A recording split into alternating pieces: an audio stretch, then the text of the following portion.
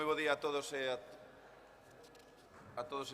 Vamos a dar comenzo a este pleno ordinario previsto para as 12 da mañán, donde o primeiro punto da orde do día é a aprobación do borrador da acta da sesión anterior do 31 de xaneiro. Non sei se hai algo que engadir, non? Sí. Votos a favor deste primeiro punto da orde do día da aprobación do borrador da acta da anterior sesión do 31 de xaneiro. Queda aprobada por unanimidade.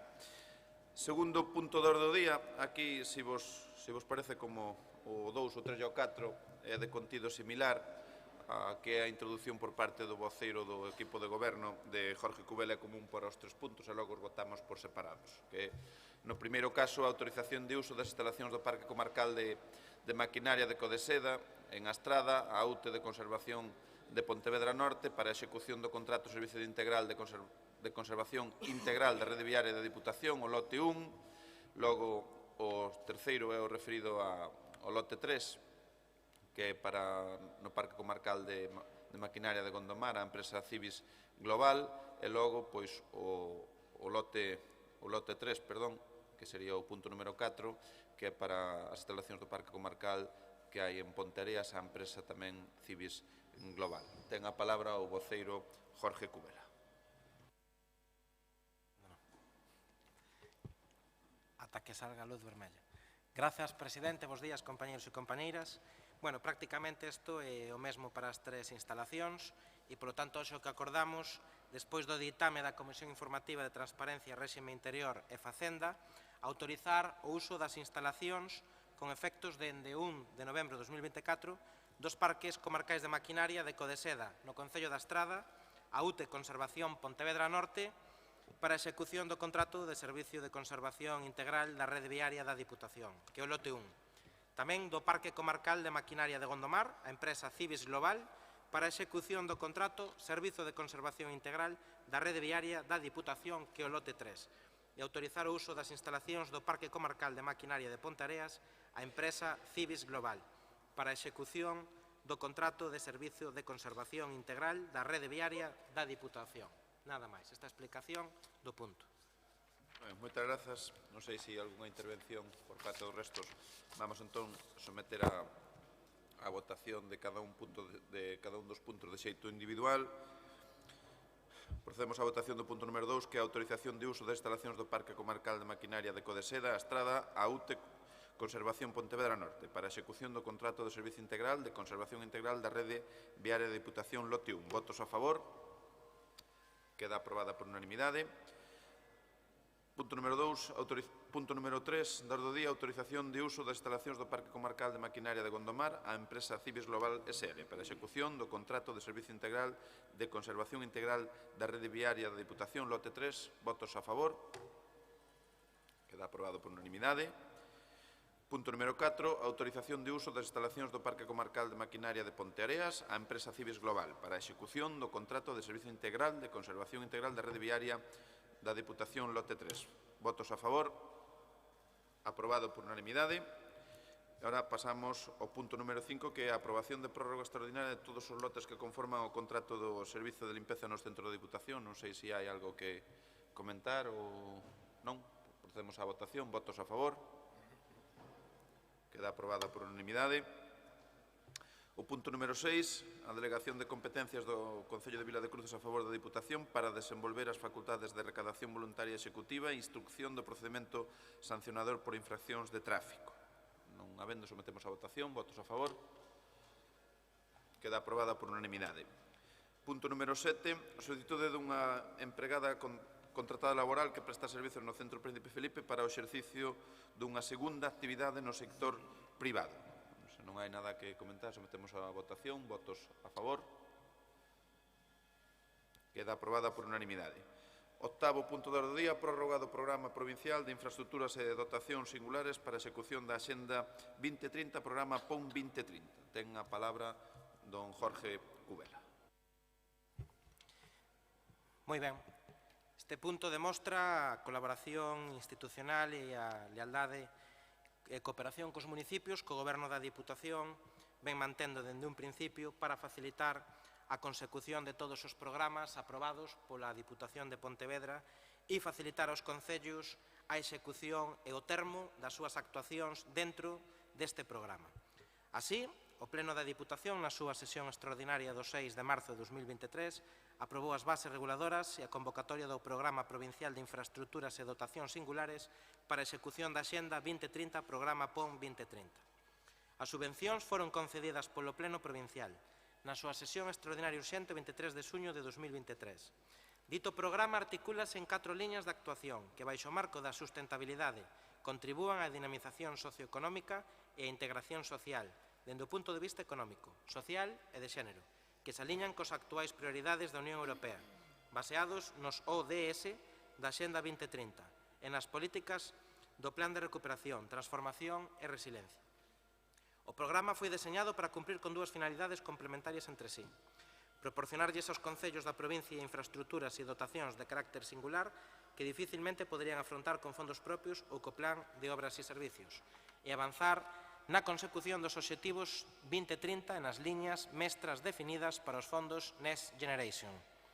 O programa PON 2030 ten como beneficiarios 40 concellos da provincia con poboación inferior a 50.000 habitantes e estrutúrase en 4 tipoloxías de actuación. O financiamento do programa ascende a 22 millóns de euros financiándoos con fondos propios da Diputación.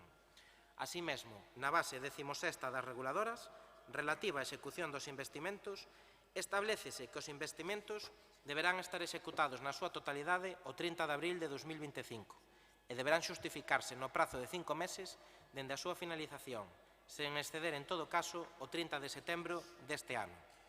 Non obstante, os investimentos propostos polos concellos ao abeiro deste plan están suxeitos a certas dificultades administrativas derivadas da súa envergadura e do proceso para obter as autorizacións necesarias para executar as obras. Nesta situación atópanse, entre outros, os concellos do Grove e Tui. A dilación na obtención das licencias e dos permisos necesarios está a provocar retrasos no desenvolvemento de algúns dos investimentos subvencionados, polo que se estima conveniente estender o prazo de execución e, consecuentemente, tamén o de xustificación, co fin de garantir que os concellos dispoñan do tempo suficiente para xestionar a realización das actuacións subvencionadas e cumprir coas cautelas impostas pola normativa vixente. A experiencia destes últimos anos evidencia un notable incremento na complexidade da xestión destes expedientes, que dependen tanto das entidades interesadas na presentación da documentación como da axilidade dos entes encargados de emitir as autorizacións sectoriais. Tamén, debido á envergadura dos investimentos, algúns concellos tiveron que solicitar outras axudas públicas, o que demorou máis do previsto os trámites administrativos e provocou a dilación dos procesos de licitación, que fixo moi complicado cumprir cos prazos de execución. Nesta situación tamén se atopan varios concellos. Por outra banda, a situación macroeconómica internacional ocasionou en moitos contratos públicos problemas de suministración de materiais. Hai que ter en conta que os prezos das materias primas necesarias para a execución de certas unidades de obra se incrementaron enormemente no último ano, o que repercutiu de maneira moi importante nos contratos dos investimentos. Así que, polo tanto, como consecuencia de todo isto, solamente alrededor do 20% dos concellos remataron por completo as obras, mentres que ata 14 solicitaron unha prórroga dos prazos e algúns que aínda non a solicitaron pensan que van ter que facer.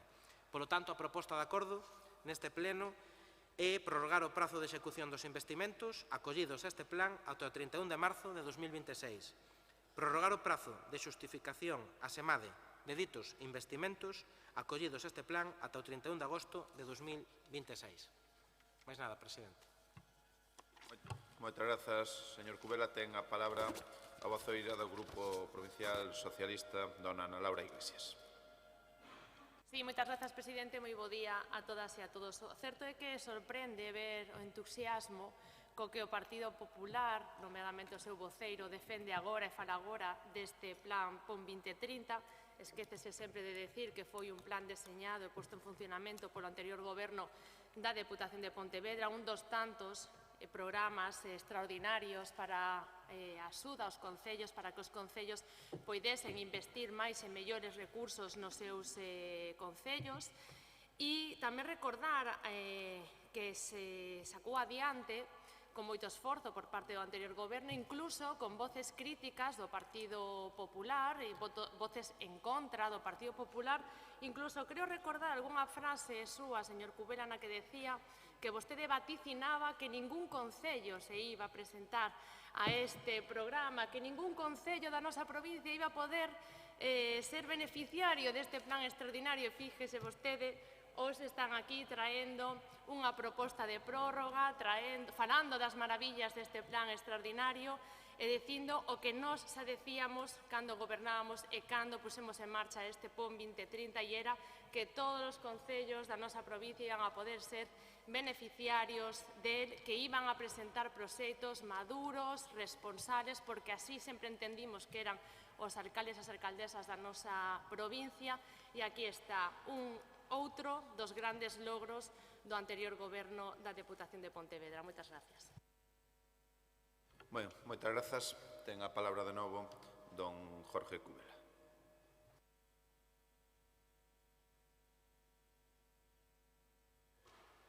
Sí, bueno, eu simplemente non iba a intervir, pero quería preguntarlle cal é o problema entón de que fagamos isto, porque despois da regueifa que me acaba de caer, ao mellor eu equivoqueime de por onde iban os tiros. Evidentemente, non somos goberno e defendemos o expediente, porque o expediente dunha decisión política, despois das solicitudes de moitos alcaldes e alcaldesas de distinta cor política, aquí hai concellos gobernados polas tres forzas políticas que aquí están representadas para poder axudarlles a cumprir a finalización e o término destas actuacións. O meu concello foi beneficiario deste plan. Eu, cando era portavoz da oposición no pasado mandato, ten que dicir o que non dixo, que o Grupo Provincial do Partido Popular votou a favor deste plan, votou a favor das bases e votou a favor da modificación de crédito para poder, bueno, en fin, pues aprobar a convocatoria de subvencións. Polo tanto, eu creo que tamén, oye, en fin, foi positiva a labor que fixo o Grupo Provincial e, polo tanto, en fin, ahora nos toca gobernar, pasamos da oposición ao goberno. O trámite foi ao revés, uns subiron e outros baixaron. Entón, estamos moi felices de traer isto. O próximo día 7, creo que, temos pleno extraordinario para aprobar a concesión de subvencións do Plan Extra, que é o primeiro plan extraordinario de infraestructuras municipais que aproba o goberno de Luís López, que prácticamente, coa modificación de crédito que suplementa e incrementa ao inicio, ao crédito inicial, doblamos este plan. Non casi, pero moi preto. Polo tanto, pois bueno, en fin, eu vanaglorio que este goberno dote de máis recursos aos concellos, que aposte por colaborar e por cooperar. E, polo tanto, pois non sei en que términos vostede quixo intervir, pero todos sabemos que este plan o aprobou o anterior goberno. Nós, a diferencia de vostedes, cando entraron, non paramos ningún plan, non paramos ningunha licitación e todo seguiu o seu curso. E agora nos toca gobernar e tomar decisións. E esta, benvida sexa, e damos as gracias ao presidente da Diputación por colaborar e facilitar a todos os concellos esta decisión. Mais nada. Volve ter o turno dona Ana Laura Iglesias.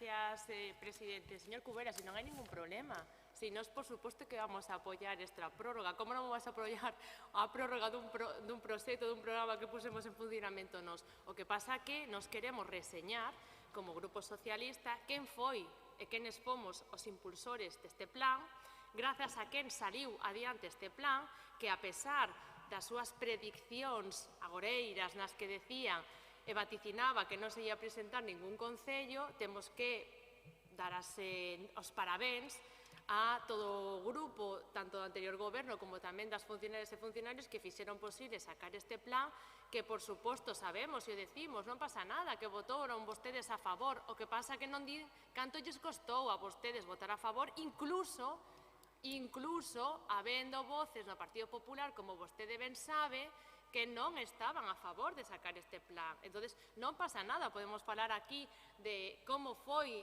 a constitución deste plan extraordinario e que, por suposto, estamos moi contentas e moi satisfeitas no Partido Socialista de que foran maioritariamente os concellos da provincia de Pontevedra quenes se uniran a este plan extraordinario. Así que, por suposto, como decía, imos a votar a favor desta proposta de prórroga dun plan que, como decía, pusemos en marcha o anterior goberno.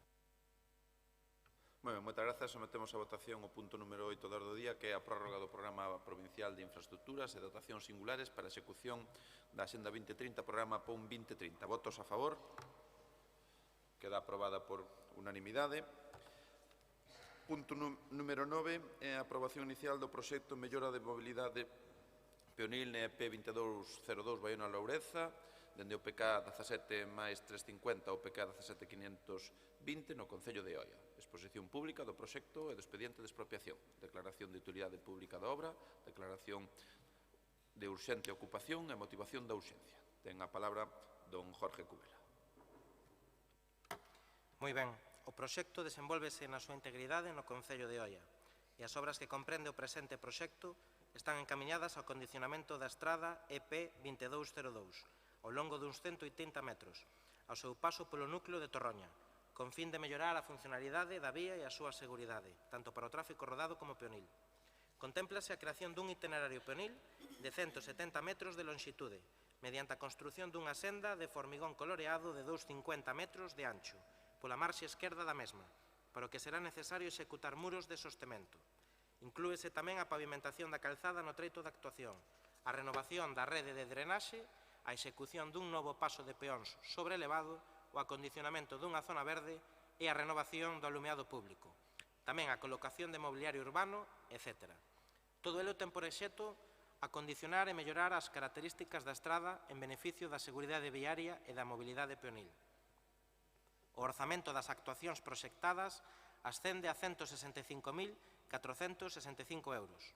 Os prezos polas expropiacións necesarias estímanse en 1.316 euros, con 75 céntimos.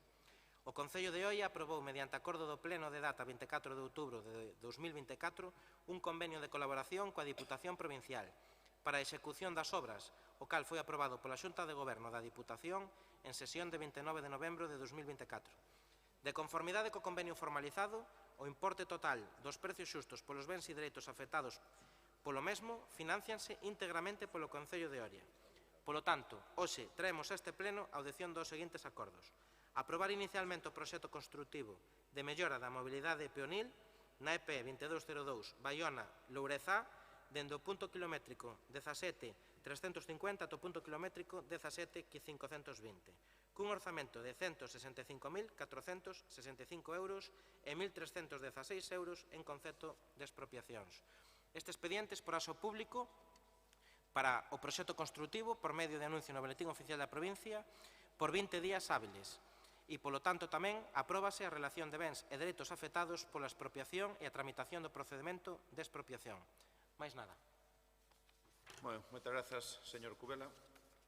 Habendo máis intervencións, procedemos á votación do punto número 9, que é a aprobación inicial do proxecto Mellora da Mobilidade Peonil NEP 2202 Baiona-Loureza dende o PK 17350 ao PK 17520 no Concello de Oia. Exposición pública do proxecto e do expediente de expropiación, declaración de utilidade pública da obra, declaración de urxente ocupación e motivación da urxencia. Votos a favor. Queda aprobada por unanimidade. E pasamos ao punto número 10 da orde do día, que é unha moción do Grupo Provincial do Partido Popular de solicitude de inclusión do Porto de Vigo como nodal na rede transeuropea de transportes. Ten a palabra dona Luisa Sánchez. Presidente, buenos días a todas y a todos. En la última revisión de la red transeuropeas de transporte aprobada por el Parlamento Europeo, el Ministerio de Transporte apostó por las terminales de Santander y Castellón frente a otras candidaturas defendidas por puertos del Estado, entre las que figuraba Vigo y Ferrol. Triste noticia para Vigo, que quedaba nuevamente excluida de esta red y que lleva en esta pugna desde el año 2011, hace ya 14 años. Tampoco a la tercera ha sido posible. El puerto de Vigo está reconocido como el mayor puerto pesquero de Europa, es uno de los principales polos de actividad comercial del Atlántico y cuenta con una importancia estratégica innegable tanto para Galicia como para el conjunto de España y de la Unión Europea. Y por contextualizar y poner magnitudes, por sus muelles se mueven el 30% de las importaciones de la comunidad autónoma vía marítima y sale el 70% de las exportaciones. A nivel nacional, el volumen de importación y exportación del puerto de Vigo suma el 1,25% de todas las mercancías del Sistema Nacional de Puertos y su valor alcanza el 5,90%. Las exportaciones que pasan a través del puerto de Vigo alcanzan el 1,86% del volumen nacional. Representa el 32% de la automoción de España por vía marítima, el 39% de toda la pesca y el 70% de la conserva. Mueve mercancías por un valor que supera los 19.000 millones de euros. Su posición, además, es privilegiada. Le hace ser puerta de entrada de la península ibérica, teniendo una gran conectividad con las principales rutas marítimas de América, África y Asia. Y es el cuarto a nivel nacional en líneas más regulares con todo el mundo. El puerto de Vigo ha tenido un crecimiento sostenido en el tiempo, no solo en volumen, sino también en tráficos, en inversiones, y es el único puerto de interés general que sigue creciendo. Y además tiene un compromiso manifiesto con la sostenibilidad y la conservación ambiental, Puerto Azul y Puerto Verde.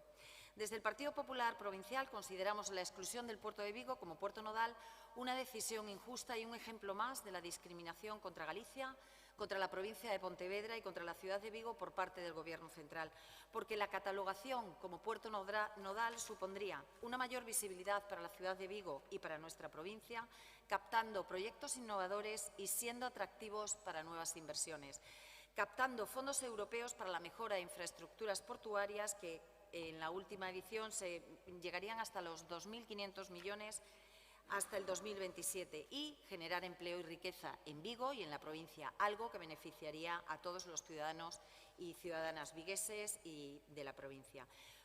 Por contra, esta exclusión implica limitación a los accesos de estos fondos para infraestructuras y logística portuaria, perjuicios económicos para el tejido industrial y el comercio gallego, especialmente para las empresas que dependen de las importaciones y exportaciones marítimas con una fuerte implantación en nuestro territorio, y tenemos aquí pues Stellantis y toda la cadena de valor de la industria auxiliar del automóvil, por ejemplo.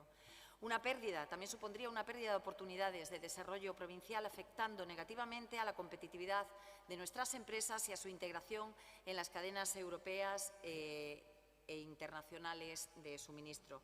Por ello, exigimos y solicitamos un frente común para corregir de inmediato la exclusión de Vigo como puerto nodal. Queremos que lo que ya es Vigo en la práctica también lo sea en papel.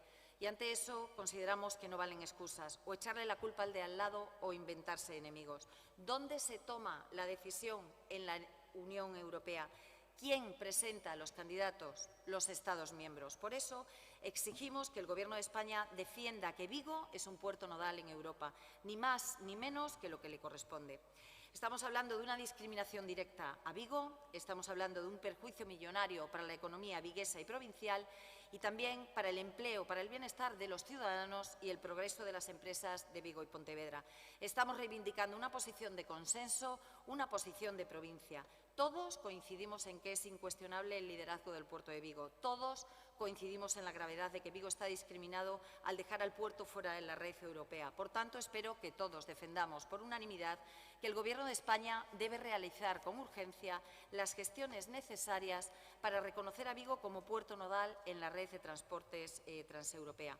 Como ven, estamos planteando una moción constructiva, de consenso y centrada únicamente en que a Vigo se le reconozca en Europa como lo que es uno de los puertos más importantes del continente.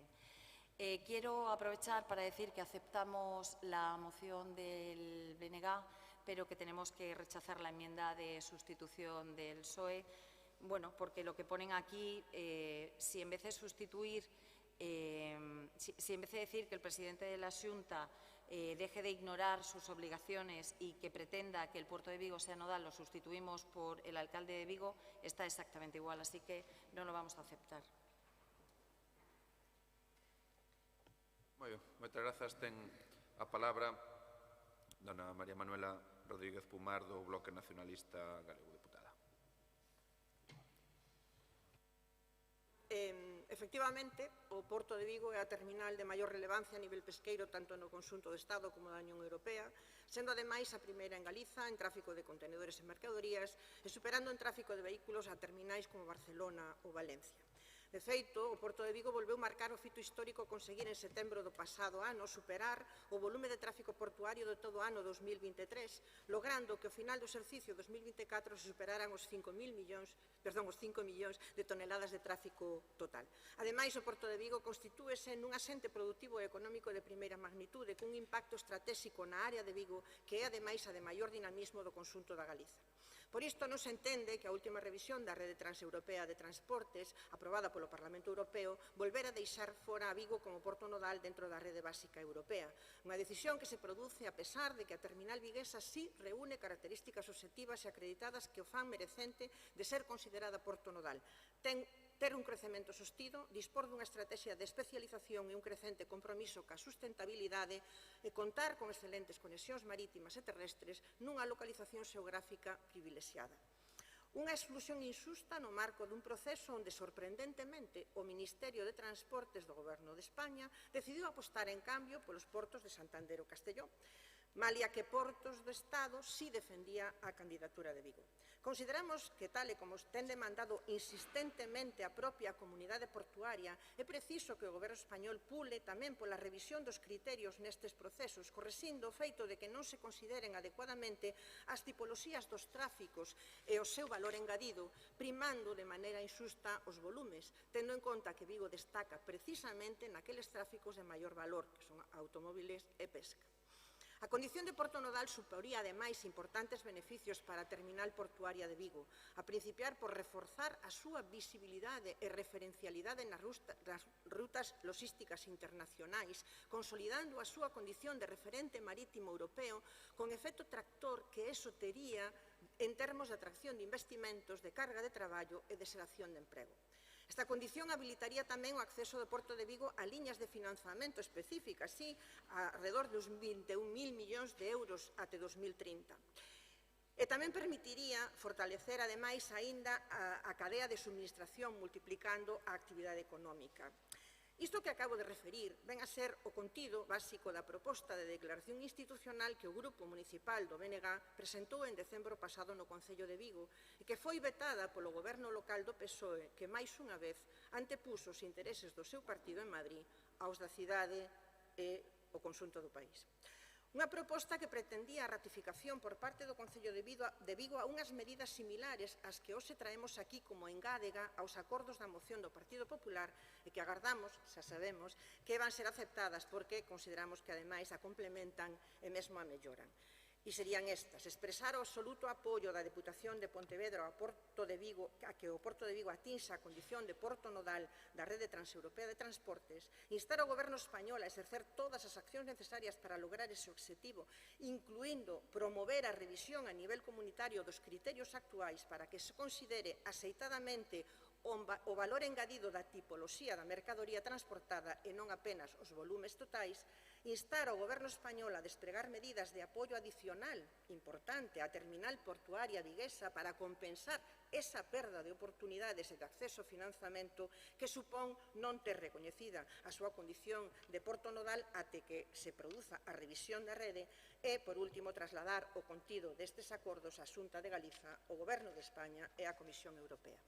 Agradecemos o anuncio de que van a aceptar o Partido Popular a engádega destes puntos e, bueno, solicitamos que o conxunto do Pleno aprobe. Nada máis, gracias. Bueno, moitas grazas. Ten a palabra a voceira socialista, dona Ana Laura Iglesias.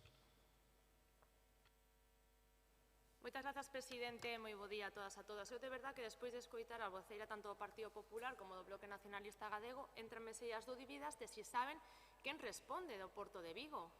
Quen ten as competencias en materia portuaria? A Xunta de Galicia. Quen nomea o presidente do Porto de Vigo? A Xunta de Galicia. Entón digo eu que será a Xunta de Galicia quen terá que promoverse para conseguir que Vigo sexa porto nodal. Primeiro de todo, quen presentou a candidatura para que Vigo sexa porto nodal? Onde está o documento de presentación desta candidatura? Díganos en que orden do día do Porto de Vigo tratouse este tema. En ningún punto. É un punto importantísimo. Nunca se presentou na orde do día do Consello do Porto de Vigo que Vigo sexa porto nodal. Xamais o plantexaron. Outra dúbida. Por que non lle falou o señor Feijóo primeiro e despois o señor Rueda a Pedro Sánchez cando estiveron reunidos con eles que nin lle mencionaron o Porto de Vigo? Por que non lle propuseron ao señor Pedro Sánchez que apostara pola candidatura do Porto de Vigo? Porque está encantado de que sea o de Coruña e con iso se lle chega. Esa é a resposta. Cantas veces o presidente do Porto de Vigo lle pediu isto a Portos de Estado? En que reunións? De que xeito? Saben cantas? Ningunha. Minten vostedes. E tamén minten cando din que Portos de Estado apoiaba a candidatura e o ministro Óscar Puentes non. Algo que constatan os axentes. De que axentes falan vostedes? Díganme aquí cando dixo iso o presidente de Portos de Estado. É todo inventado por vostedes, todo inventado para non recoñecer que a Xunta de Galicia é quen responde do Porto, porque é quen ten as competencias cedidas, quen nomea o presidente e a maioría do Consello, e que non levou ningunha sola vez este tema a ser tratado no Consello.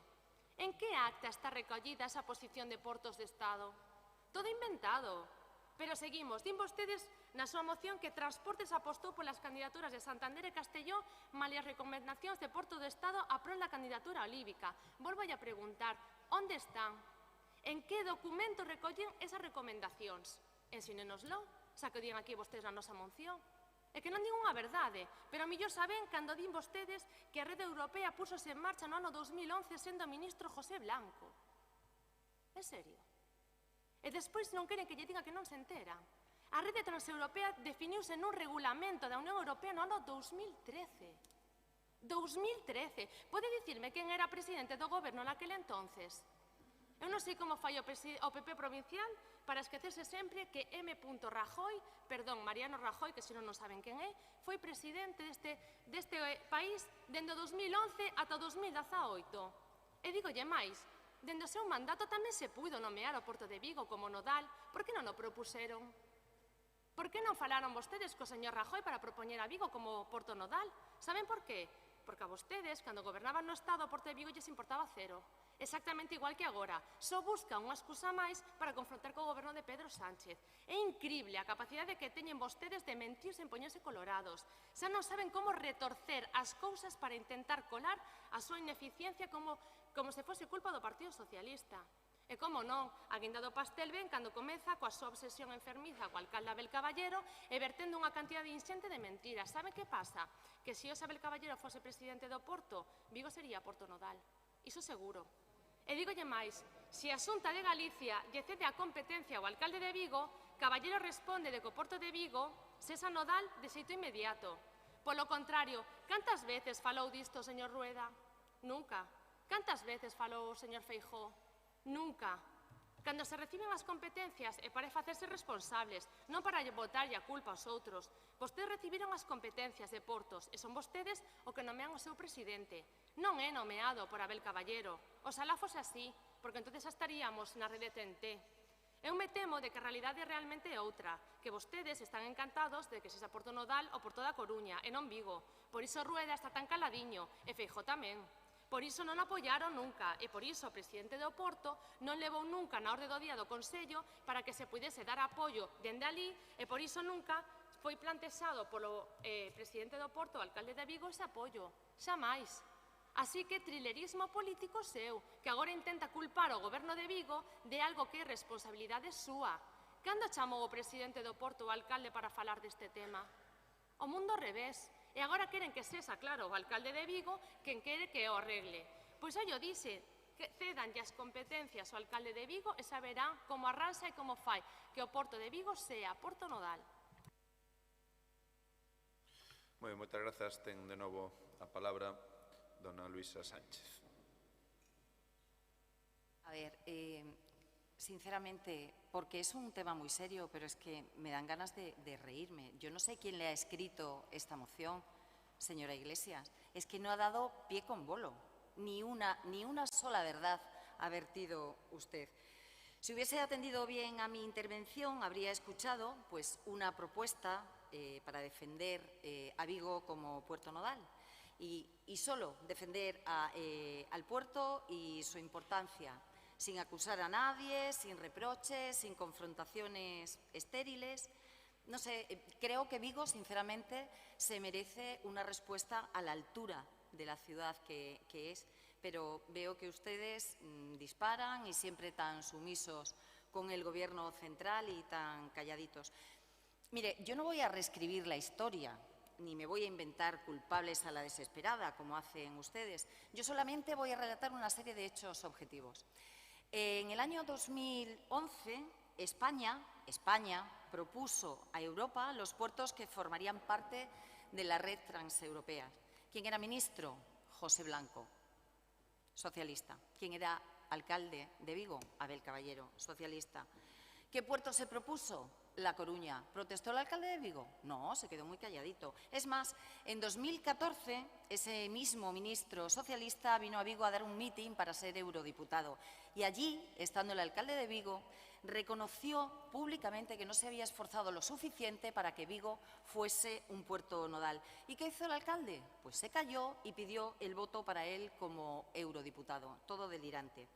Y en esa misma campaña electoral del año 2014, el alcalde de Vigo declaró que los errores se reconocen y se corrigen, y que Vigo como puerto nodal era una gran prioridad. Pero llevamos 11 años después y aquí no se ha hecho absolutamente nada.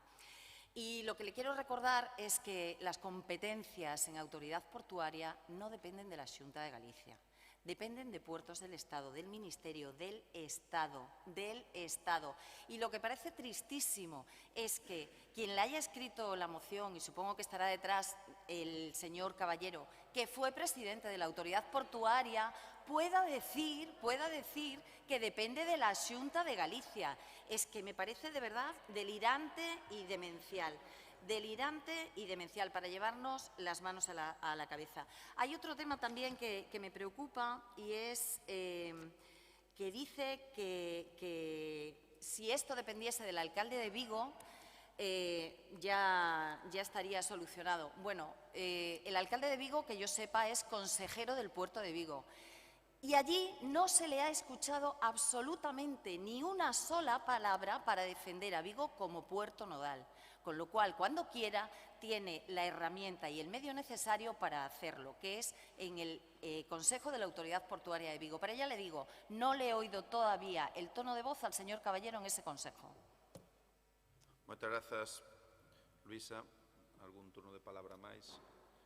María Manuela, do Bloque Nacionalista Galego.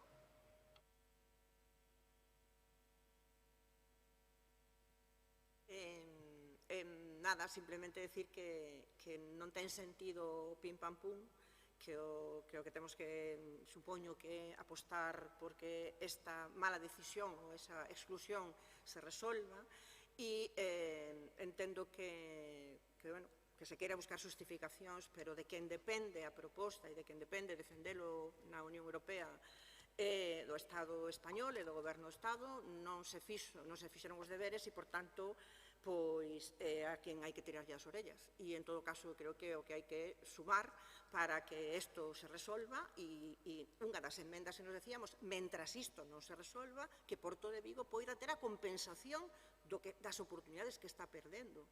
Aparte de que se revisen os criterios, que seguramente, se os criterios se revisaran en canto a que portos son os que teñen que optar antes ou despois, seguramente o Porto de Vigo non estaríamos en este debate porque xa estaría dentro, pero que ademais diso, mentras non se resolva, que se compense non só a Vigo, sino a área de Vigo, a toda a provincia e ao conxunto do pobo galego por esta mala decisión ou por esta exclusión, dende logo, pouco afortunada. Gracias. Moitas grazas. Ten a palabra no último turno dona Ana Laura Iglesias do Grupo Socialista. Moitas grazas, presidenta. Espero, señora Sánchez, que a seguinte intervención súa comece cunha disculpa hacia esta voceira, hacia esta deputada, despois do comentario machista e lamentable que fixo hacia a miña persoa dicíndome que un home me ten que escribir a min o que eu estou dicindo aquí.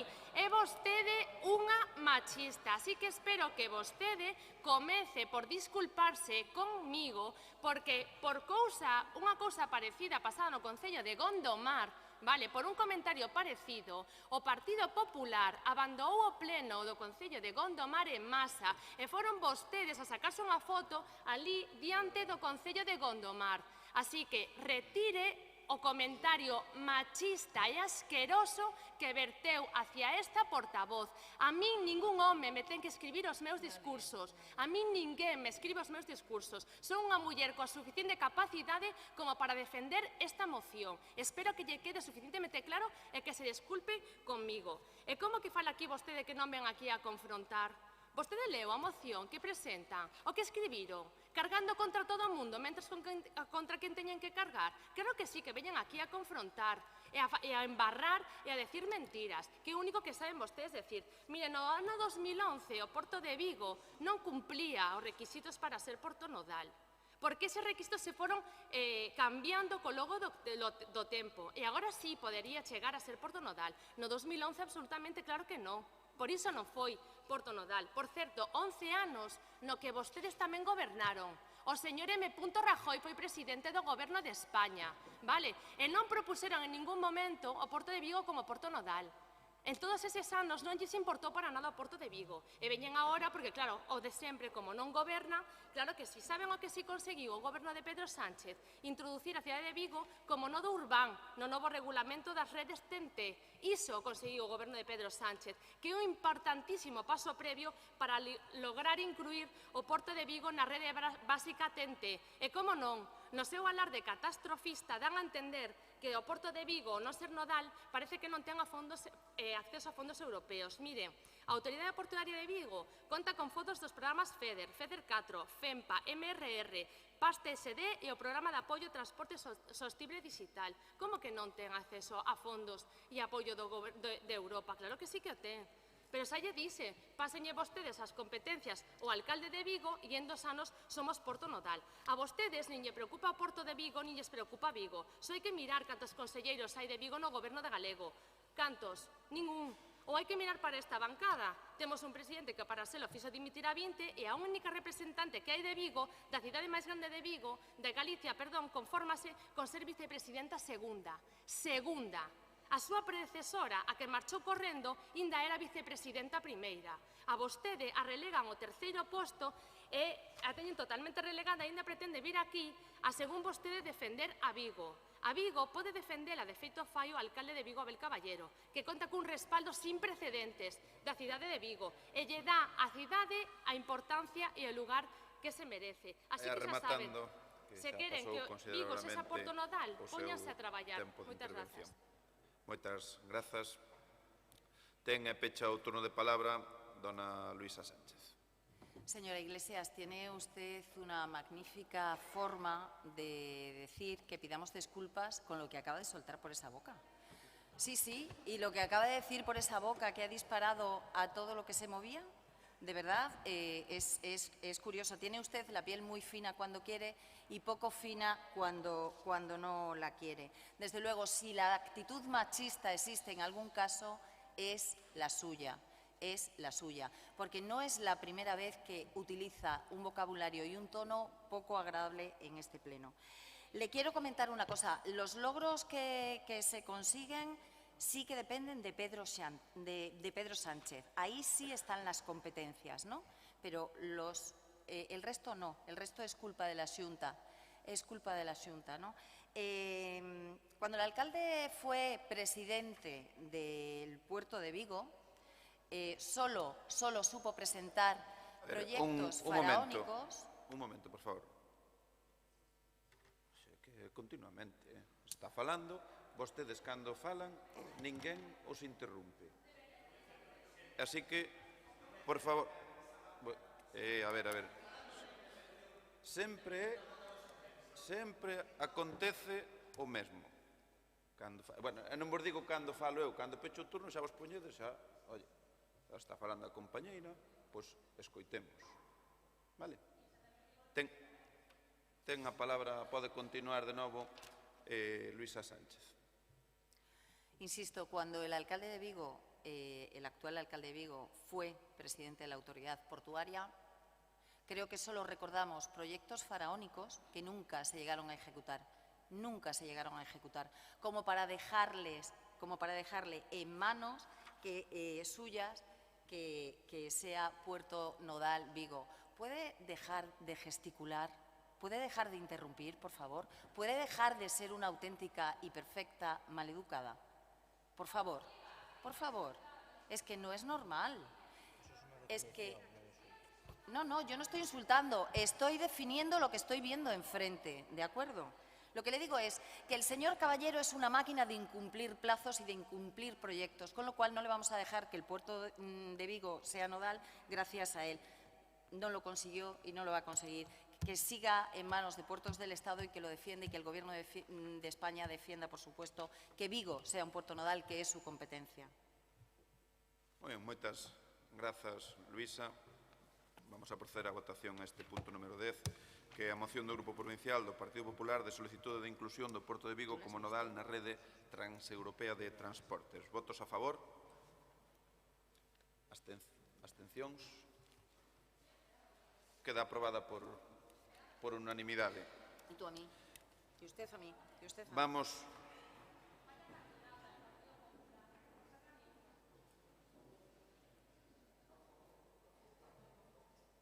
A ver, eu hoxe non sei se é polo entroido, é dicir, é a primeira moción e vexo os ánimos algo caldeados, É dicir, hai que determinados disfraces hai que deixalos na casa para vir a este pleno, O primeiro, o da confrontación, vale?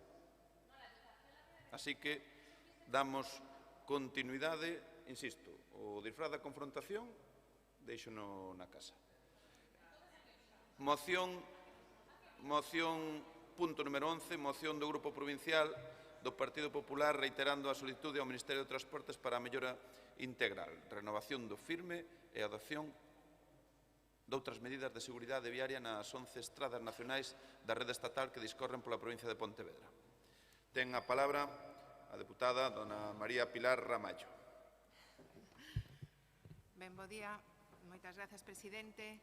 Bueno, pois, como ben, dou por reproducido o debate e o contido da propia moción, donde hai pouco máis dun ano, bueno, pois, nos queixábamos neste pleno, sobre todo incidíamos que o malestar en distintos concellos, xa moitos, do estado de conservación e, sobre todo, determinadas obras que facían desta situación insostible en materia de seguridade viaria. Eu simplemente vou a nomear, significa bueno, pues, varias actuacións en distintos tramos de concentración de accidentes, sobre todo, e ata 6 delas, como a Nacional 550, a 551, a 555, a 541, a Nacional 120 e a Nacional 640.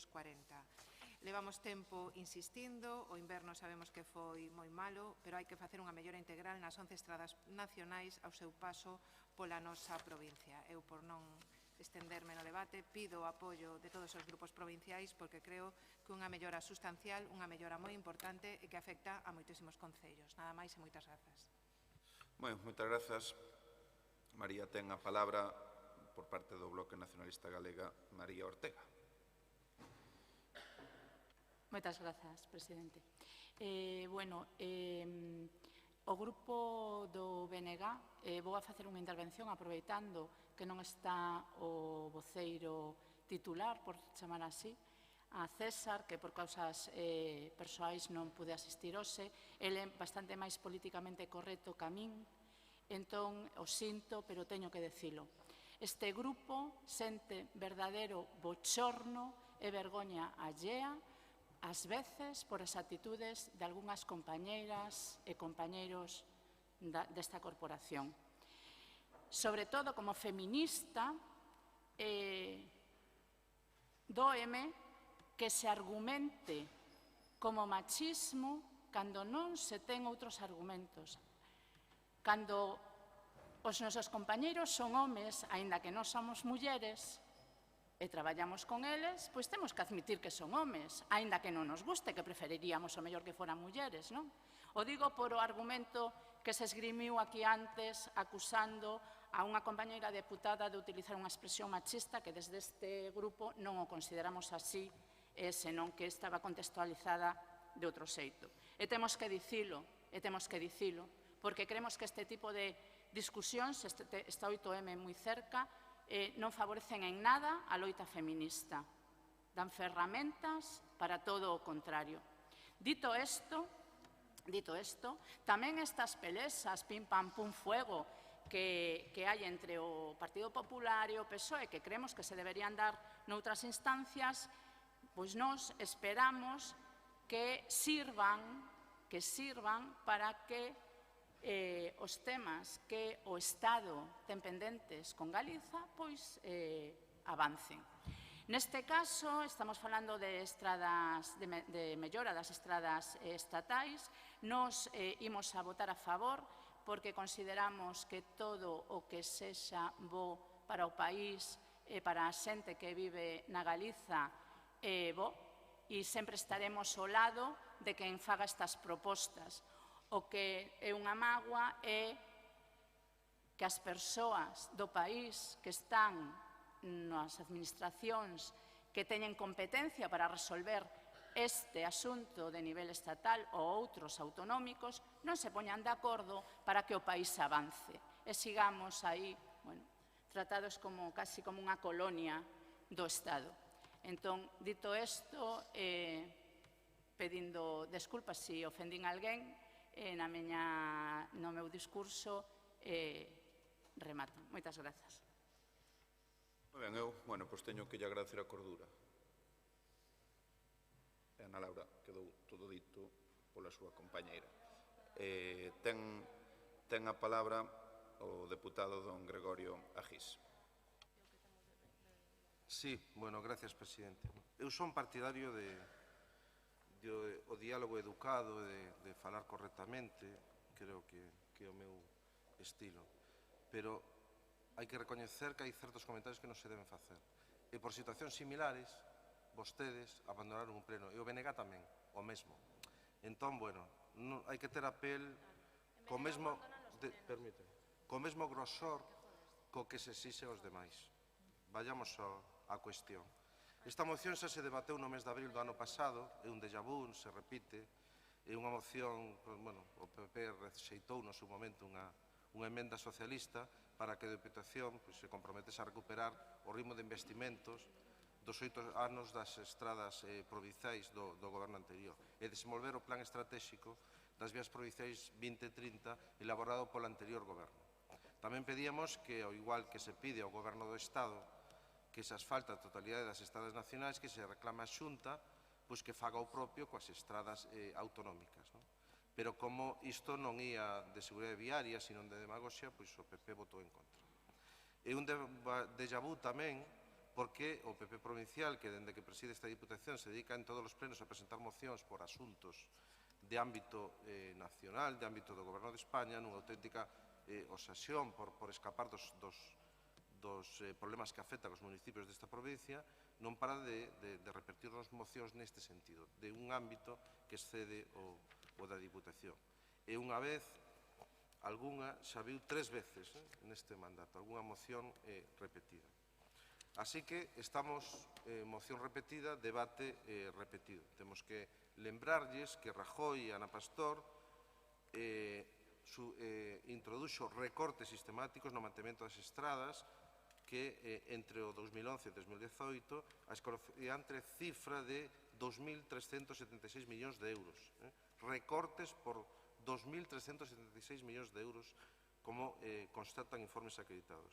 Todos os estudos din que a vida media dun pavimento dunha estrada é de 15 anos e a única maneira de estiralo é facer investimentos todos os anos. Se facemos unha reflexión a nivel Diputación, temos 1.700 kilómetros de estradas, unha vida útil de 15 anos, deberíamos facer para que o sistema funcionaria de mantenimento funcionara de maneira medianamente boa e efectiva, deberíamos facer ao redor de 100 kilómetros anuais. Evidentemente, o ritmo de execución actual está máis perto dos 10 kilómetros que dos 100. E dentro de un certo tempo virán aquí exixindo ao goberno que este que as estradas están abandonadas. E o exixen porque non hubo unha inversión sostida no tempo. Vemos que actualmente na Diputación hai unha reducción significativa na execución de reposición de firmes. Eso vai a conlevar que no futuro se produza efectivamente un problema irreversible. Coa rede de estradas que temos será imposible asumilo a corto plazo. Que é o que está pasando exactamente coas estradas de ámbito estatal, porque durante o goberno de Rajoy hubo un absoluto recorte tremendamente significativo que nos truxo a este momento. España ten, entre autopistas e autovías, 16.000 kilómetros. É a rede europea máis ampla. Hai que sumar os 26.000 kilómetros de estradas nacionais. O mantemento desa extensa rede non pode ser desmantelado como fixo o PP durante 7 anos. E o que pasa coas estradas provinciais, pois pasa algo parecido. E chegaremos a unha situación onde ocurra o mesmo. E repito, vostedes virán aquí a exixirlle aos xerentes que estén nese momento que fagan o que vostedes non fixeron e que conlevará sin ningún tipo de dúbida completamente a un problema de mantemento da nosa rede provincial. Polo tanto, aplíquense o conto, exixan o mesmo a vostedes mesmos do que exixen aos demais e sexan coherentes coas políticas que fan. Cando se fan políticas de desmantelamento, cando se fan políticas que abandonan o nivel de inversión, as consecuencias son as que son. E o Goberno de España está traballando con un ritmo de execución altísimo. Nada máis. Moitas grazas. Falan vostedes de abandonar o pleno. De verdade, nada lle lo impide. Si queren poden marchar. Non me interpretou mal. No, pero xa o comentaron antes. Nada lle lo impide. Pola nosa parte, si queren, poden en calquer momento. Digo que momento. vostedes nunha situación similar abandonaron o pleno. Digo que si queren non digo que abandonarlo, queramos abandonar. eu non lle lo impido, nin ningún da corporación. Non é a miña intención. Ten a palabra a deputada do Grupo Popular, María Ramallo.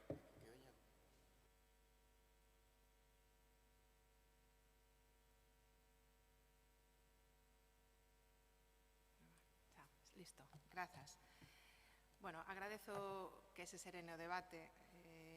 Creo que o feminismo non avanzará se non temos moi claro o que machismo e como se verten determinados aspectos, e non todo vale, nin se pon a desmayarse en cada momento. Dito isto, e volvendo á cuestión nestes minutos, tres cousas claves. Primeiro, o Goberno do Estado leva gobernado polo Partido Socialista e outros máis de 7 anos. Este é un dato obxectivo. Segundo, as inversións que se levan feito nos últimos anos, e falo dos últimos 3, en reparación, conservación, mantenimiento e determinadas obras dun pouco máis de envergadura nas carreteras nacionais da provincia de Pontevedra, contase cos dedos da man. Eu lle podo contar neste último ano 3. A anchura do Ponte de Pedre, unha actuación máis integral e outra. 3. Pero claro, todos temos moitísimos kilómetros, non sufra vostede polo anterior Ministerio de Fomento, agora chamado de Transportes, que se dedicaba a moitas cousas, non sufra por todos os kilómetros que teñen que conservar.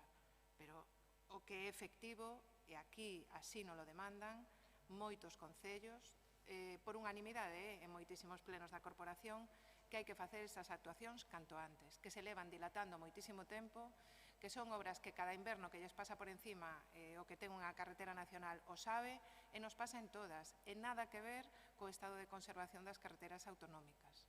Lle invito a pasealas cando queira. Efectivamente, todos queremos, e ora vou á parte provincial, facer cuanto antes posible moitísimas actuacións de gran calado, en eso estamos. Pero mire, a Estrada Nacional 550, que vertebra a provincia desde Pontecesores a Tui, 72,2 kilómetros. A Nacional 525, na Bisbarra, na comarca do Deza, outros 45 kilómetros. A Nacional 640, de Vilagarcía a Caldas a Estrada Golada ata o límite con Lugo, 82 kilómetros. A Nacional 554, de Vilaboa a Moaña, máis de 10 kilómetros. A Nacional 541, de Pontevedra ata o límite con Ourense, 39,9 kilómetros. A Nacional 552, de Redondela ata Vigo, a parte norte, 9,7 kilómetros. A Nacional 555, Redondela, a parte sur de Vigo, 6,8 kilómetros. A Nacional 556 ao aeroporto de Peinador, 1 km. A Nacional 551 en Tui, 2,2 km. A Nacional 120 de Vigo, Porriño, Ponteareas, a Cañiza, límite con Ourense, e a Nacional de 43,4 km. E, por último, a Nacional 559, que é a conexión da A52, a Nacional 120 no Condado e para Danta, 5,6 km. Esas son as peticións que temos donde non se lles puso a man encima nos últimos anos. E creo que de xusticia, eu insisto, e apelo ao diálogo, ao consenso e agradezo o voto previamente anunciado polo Grupo Provincial do BNG, que estas peticións as debemos apoiar. Teñen moito que facer no Ministerio de Transportes, pero tamén que se acorden destas actuacións a nivel nacional, que son importantísimas e super necesarias. Nada máis e moitas grazas. Moitas grazas. Ten a palabra dona María Ortega. Moitas grazas, presidente. Señora Ramallo, en este borrollo que estamos tendo agora, só quero pedirlle unha cousa, dicindo que vaya por diante que imos a votar a favor. Por favor, fale tamén cos seus compañeiros da AXI para que se acorden de algunhas promesas que fixeron algúns concellos desta provincia e que levamos anos sin ver cumpridas. Nada máis. Moitas grazas. Moitas grazas. Ten a palabra ahora Gregorio Agis, do Grupo Socialista. Demandan cando gobernan outros. Cando gobernan vostedes, non. Rinden pleitesías. As estradas nacionais foron abandonadas polo Partido Popular durante o nefasto goberno de Mariano Rajoy. Diso non cabe dúbida ninguna. Daquela, esta Diputación preocupábase por abordar nos debates plenarios asuntos máis propios de atención aos concellos. Como agora aquí o PP só está preocupado por confrontar con Pedro Sánchez e co Goberno de Estado, pois de Madrid imos a falar do que se está a facer nas estradas. O señor Rajoy e Ana Pastor reduxeron a conservación a mínimos. A día de hoxe a situación comeza a revertirse. O Ministerio de Transportes ven de investir 9 millóns de euros en reparar as autovías sur da provincia, a A52, a A55 e a VG20, que o goberno de Rajoy deixou nun estado absolutamente deplorable. Tras este investimento histórico de 9 millóns, quedan en condicións de servizo para algúns anos, pero será necesario seguir investindo.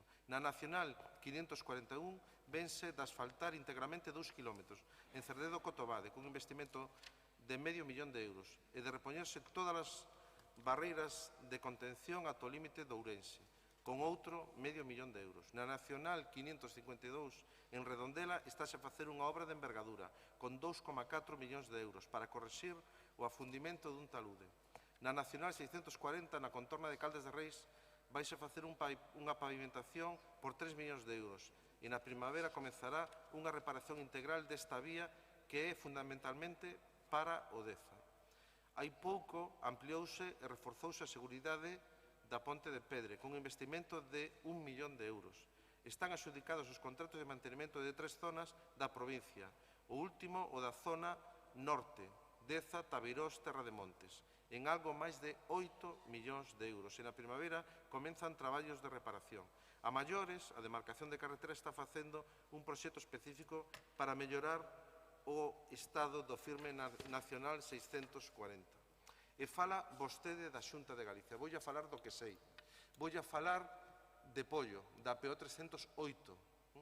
Voulle a falar de unha estrada tercermundista, a PO 303. E tamén vou a falar do agravio comparativo que representa o trato que fai a Xunta con algúns concellos que non son da súa cor, e podemos analizar como está a mesma estrada no termo municipal de Sanxenxo e como está a mesma estrada no término municipal de Pollo. Ou podemos falar de como está a PO 303 no termo municipal de Pollo ou como está a PO 303 no termo municipal de Meaño. E vemos o sectarismo na aplicación das sendas. Vexo que o diputado de Vilanova se ríe, pero podemos falar tamén das sendas, non? Que Vilanova non ten un metro cuadrado sin senda, pero os restos dos concellos do entorno, isto seguro que lle genera moita satisfacción e moitas risas, pero é completamente lamentable que se actúe sectariamente por parte dunha administración. e que se vexa o color político a hora de invertir esos fondos europeos que vostedes estaban en contra e fixeron todo o posible por votar abaixo. Moitas grazas. Ben, vamos a proceder entón á votación desta moción, o punto número 11, que é unha moción reiterando do Grupo Provincial do Partido Popular, reiterando a solicitude ao Ministerio de Transportes para a mellora integral, renovación do firme e adopción de outras medidas de seguridade viaria nas 11 estradas nacionais da rede estatal que discorren pola provincia de Pontevedra. Votos a favor? Abstencións? Votos en contra? Queda aprobada por unha maioría de 17 votos. Pasamos ao seguinte punto do orde do día, que é o número 12, que é a moción do Grupo Provincial Socialista para exixir da Deputación que reclame á Xunta de Galicia investimentos públicos equitativos en todos os concellos da provincia. Ten a palabra a deputada Nuria Rodríguez. Bos días, gracias, señor presidente. Primeiro, quero manifestar aquí o meu orgullo na miña voceira, muller, que é perfectamente capaz de facer unha contestación a unha moción. Aquí as concelleiras de Vigo, que estamos aquí representadas da cidade máis importante de Vigo, non necesitamos que nos escriban as contestacións, somos suficientemente capaces e creo que intentar besar e contestar a un representante da oposición desta forma me parece un pouco, se non é machista, é un pouco, a verdade, con unha grande falta de respeto hacia... Me deixa a continuar? Digo, eu que poderei expresar a miña opinión, non? Tamén. Centrándonos nesta moción que se presenta hoxe aquí, pois o que queremos dicir é que se segue a practicar un modelo de furtivismo administrativo, non? Unhas transferencias realizadas de forma directa a través de convenios e subvencións, non unha cosa nova, a só unha da parte dos 313 concellos galegos, seguindo sempre o mesmo patrón, non? Concello amigo, axudas millonarias. Concello non amigo, quedase sen fondos sustanciais, enredando e justificándose na falta de colaboración por parte destes concellos, que para vostedes deben de ser de terceira clase. Seguimos no mesmo. Visto que desde esta institución o Servicio da Xunta de Galicia se volve ás antigas andadas co reparto de fondos de forma directa, tamén a través de convenios, axudas extraordinarias ou de emerxencia, temos que reclamar e exixir a esta institución pública que recibe na entrega a conta do Estado a maior aportación para a súa financiación, a total transparencia. Transparencia, sí, no reparto destes fondos a todos os concellos e a súa realización de forma equitativa. Por favor, me poden respetar? É xusta para todas as pontevedresas e pontevedreses, sen depender da comarca, do concello ou da zoa onde nos tocará vivir ou traballar. O reparto de cartos públicos debe facerse de forma transparente e non con nocturnidade bordeando sempre a lei no seu reparto, facendo que os prazos que tamén aparecen nestas convocatorias teñan o tempo necesario para a redacción dos proxectos e da súa realización. Estes prazos non poden ser tan curtos que só se explica que os concellos amigos xa coñecen con antelación a publicación destas axudas, porque, como se insinuou no pleno anterior, as cidades temos que ter poderes adivinatorios para saber en que se van a basear as futuras axudas publicadas, non só dende a Xunta, senón tamén agora desde esta Diputación.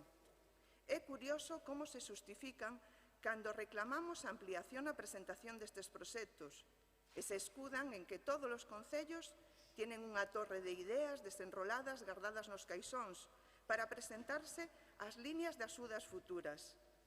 Miren, esta institución non pode ser un instrumento servil dos seus xefes de Santiago. Miren, os 61 concellos pontevedreses deben ter un plan de investimentos equitativos, seguindo o modelo impulsado polo anterior goberno nesta Diputación, e que vostedes non tiveron forma de tumbar. Ganas non lles faltaron. E por que debe ter un plan deste tipo na Xunta? Polo estrangulamento dos concellos, claro que sí, por parte da nosa comunidade autónoma. Coa crecente atribución de novas competencias en orixen autonómico ou o incremento do requerimento das propias aos concellos. Imposicións realizadas a través de normativas sectoriais sen establecer o financiamento preciso. Eso sí, estas novas obrigas vense compensadas despois só para algúns, con axudas millonarias para saneamento, reformas integrais de instalacións, construcións de novos equipamentos, sustitución de pavimentos, etc., etc., etc.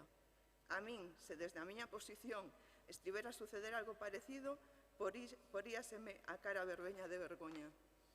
E por que todos estes convenios non están a ser publicados no portal de transparencia da Xunta de Galicia? Pero non só realizados polas consellerías directamente, senón tamén os firmados por organismos públicos tutelados por estas consellerías. Por que todos os galegos temos que decatarnos pola prensa das melloras sustanciais e desproporcionadas en diferentes concellos da nosa contorna?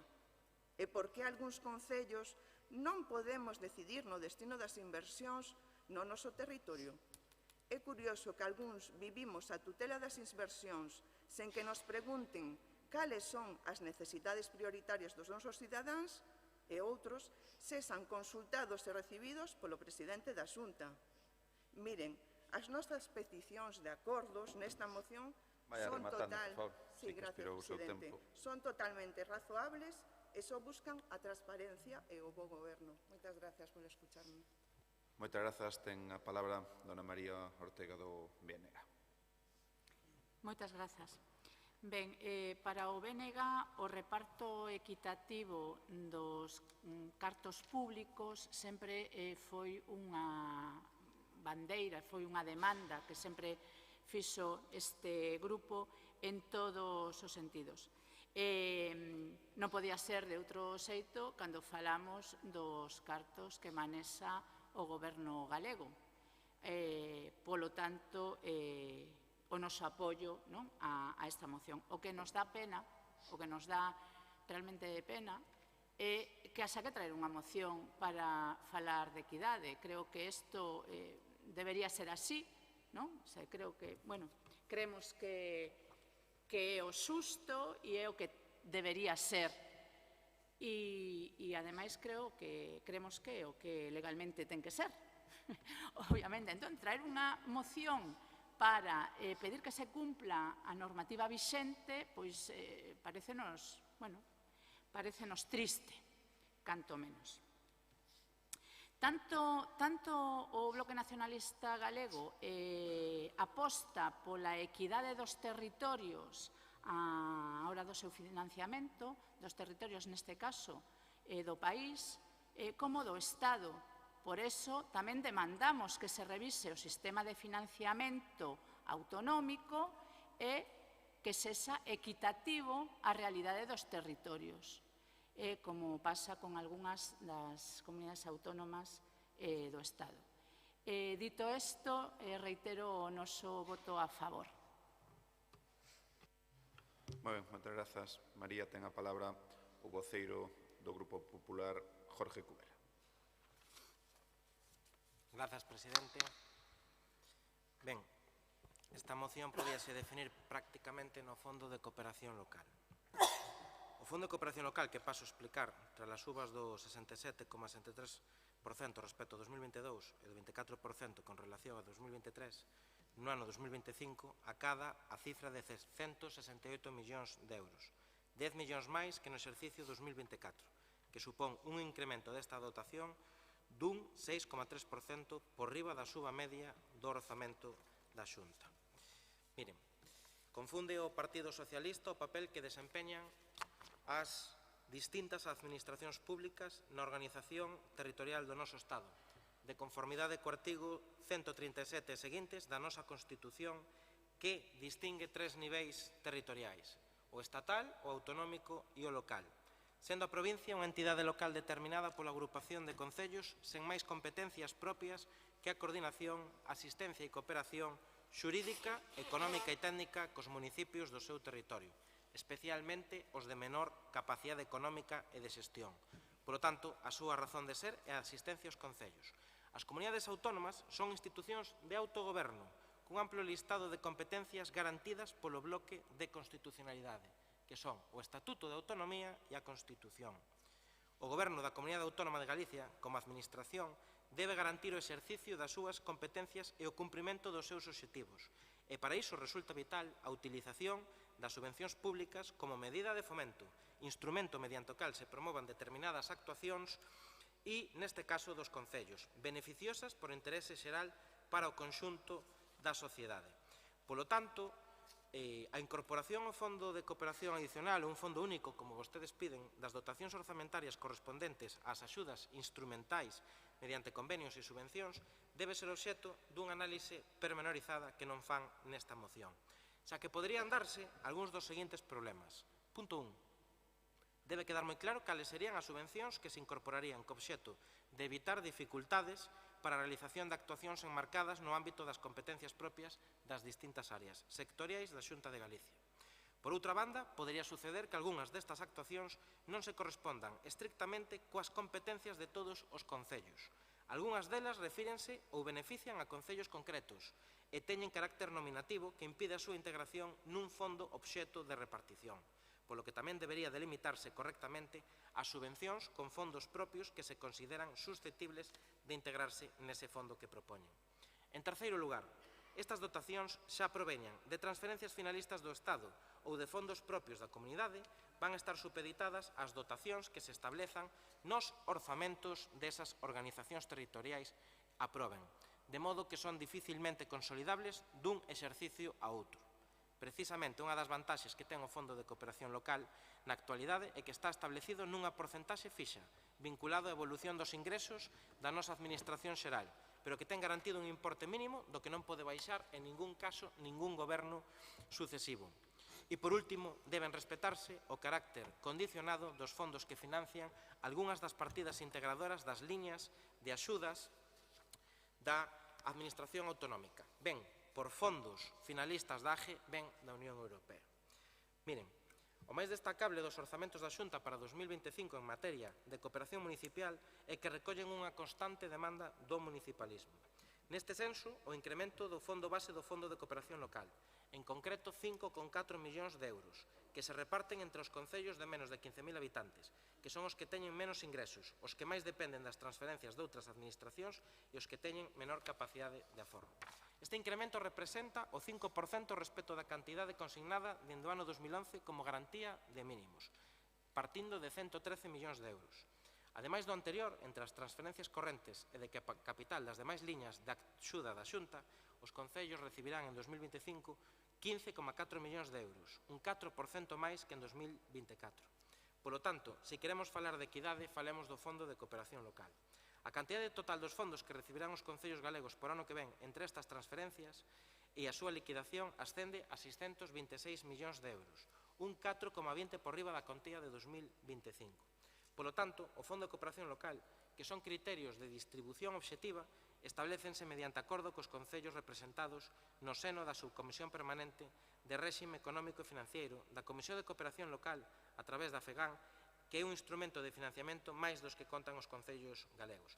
Polo tanto, quixemos debatir esta moción con criterios xurídicos e, polo tanto, tamén deixando a un lado as diferencias políticas que podamos ter, pero que demostran ben as claras que a Xunta de Galicia, a Comunidade Autónoma, o seu goberno, non é o mismo, nin ten a mesma capacidade competencial, nin de obxectivos que teñen as diputacións. Polo tanto, os médicos se pagan da mesma forma en Cerdedo Cotobade que en Redondela, os profesores de secundaria se pagan da mesma forma nos colexios de Vigo que de Pontevedra e, polo tanto, habería moito que comentar fora do debate que podamos manter hoxe.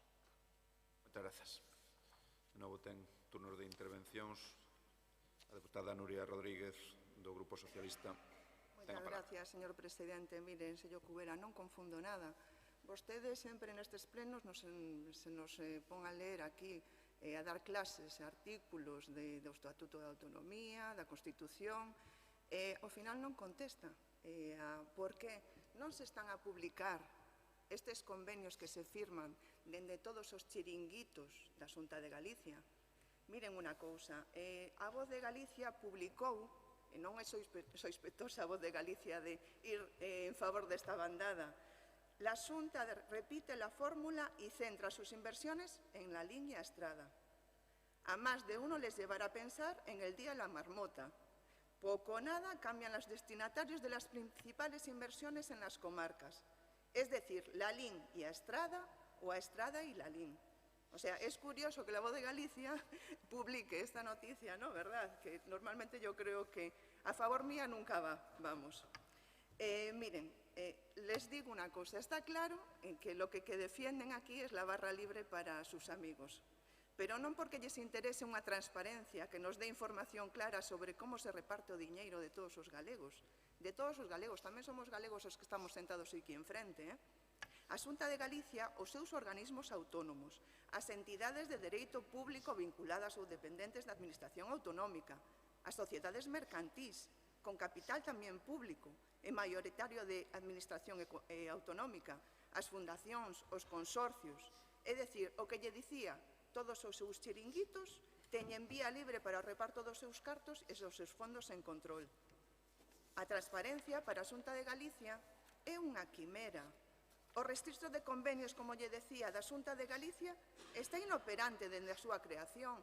Vostede, que acostuma a lerme todos os artículos da Constitución, que me di desta obligatoriedade que está que non está operativo neste momento? Como podemos consultar todos os galegos no portal de transparencia o listado de convenios que se están a firmar pola Xunta de Galicia? Non se pode. É imposible. O único que vemos é polas publicaciones que fai a Xunta de Galicia de proxectos faraónicos como a mí me afecta como concellera de Medio Ambiente nos ríos da toda a provincia, dos 61 concellos, menos do que atinse as miñas competencias. Mire, é curioso que neste plan de Augas de Galicia, por exemplo, que remata no 2027, me poden contestar cal é a razón para que non se teña en conta Vigo? Por que só se fai estas inversións en outros concellos? O sea, non sería xusto repartir todo o diñeiro entre todos os que necesitamos? Ou só poden ser nos que están aquí enfrente, non? Repartir este diñeiro. Por iso lle digo, esta é unha moción clara, é unha moción transparente e que non busca a confrontación con vostedes. Simplemente que se estableza un plan de investimentos. É fácil e se pode facer.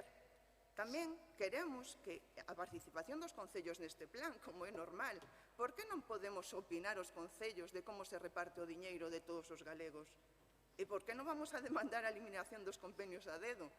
Vostede quere decir que van a seguir con as mesmas políticas hasta ahora oscurantiles? E que a Xunta de Galicia tamén publique, como lle decía, no portal de transparencia, que podamos consultar cales son estes convenios que se están a levar nas nosas cidades.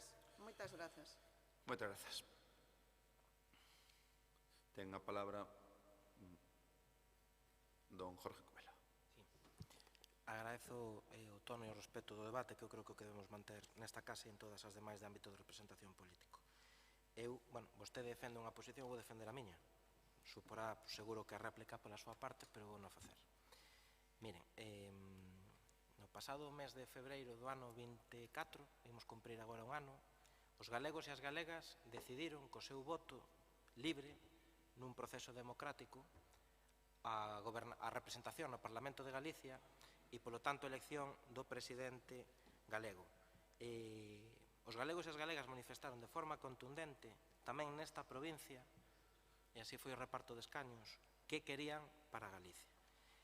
Hai moitas cousas que son mellorables, hai moitas cousas que cada un as pode levar no seu programa político e defendelas. Non sei eu se o PSOE levou iso que piden aquí no seu programa político. Seguro que a Xunta pode facer algunhas cousas mellor, en moitas cousas. Un goberno moi grande, con moitas cuestións e, polo tanto, seguro que todo é mellorable. Pero a verdade é que ainda non entrena para chegar ao ritmo e ao nivel dos representantes políticos da Zona Franca. E non sei a que se dedica a Zona Franca, pero a Zona Franca e o seu presidente se dedica a prometer solamente polígonos industriais en concellos do Partido Socialista. Fixo campaña política antes das eleccións municipais en certos concellos moi afastados da zona periférica de Vigo, incluso da provincia de Ourense, prometendo a construción e ampliación de polígonos industriais. Que casualidade que todos eran socialistas. Non pasou por ningún do Partido Popular. E penso que por ningún do Bloque, ademais.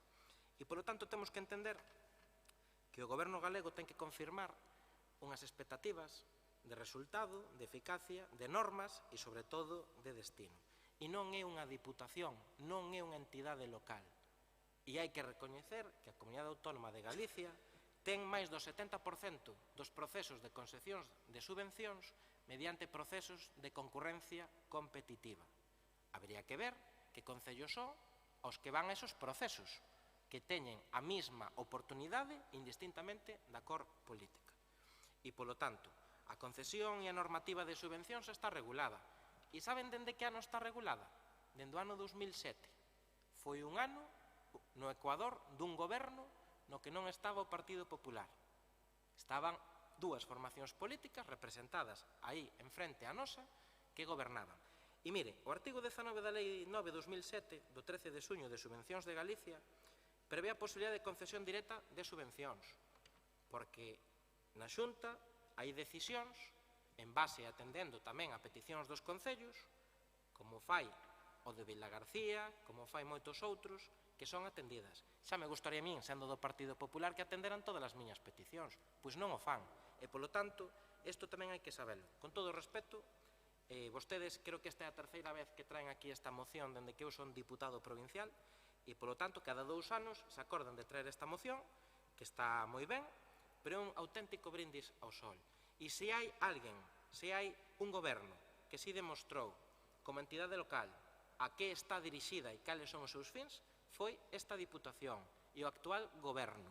É indescriptible a comparativa con todos os anteriores. Eu, como alcalde, coñecín 3 presidentes e 3 gobernos da cuantía económica de axudas e de apoio que este goberno de Luís López do Partido Popular ofrece e apoia aos concellos. E, polo tanto, pois tamén hai que tomar boa nota.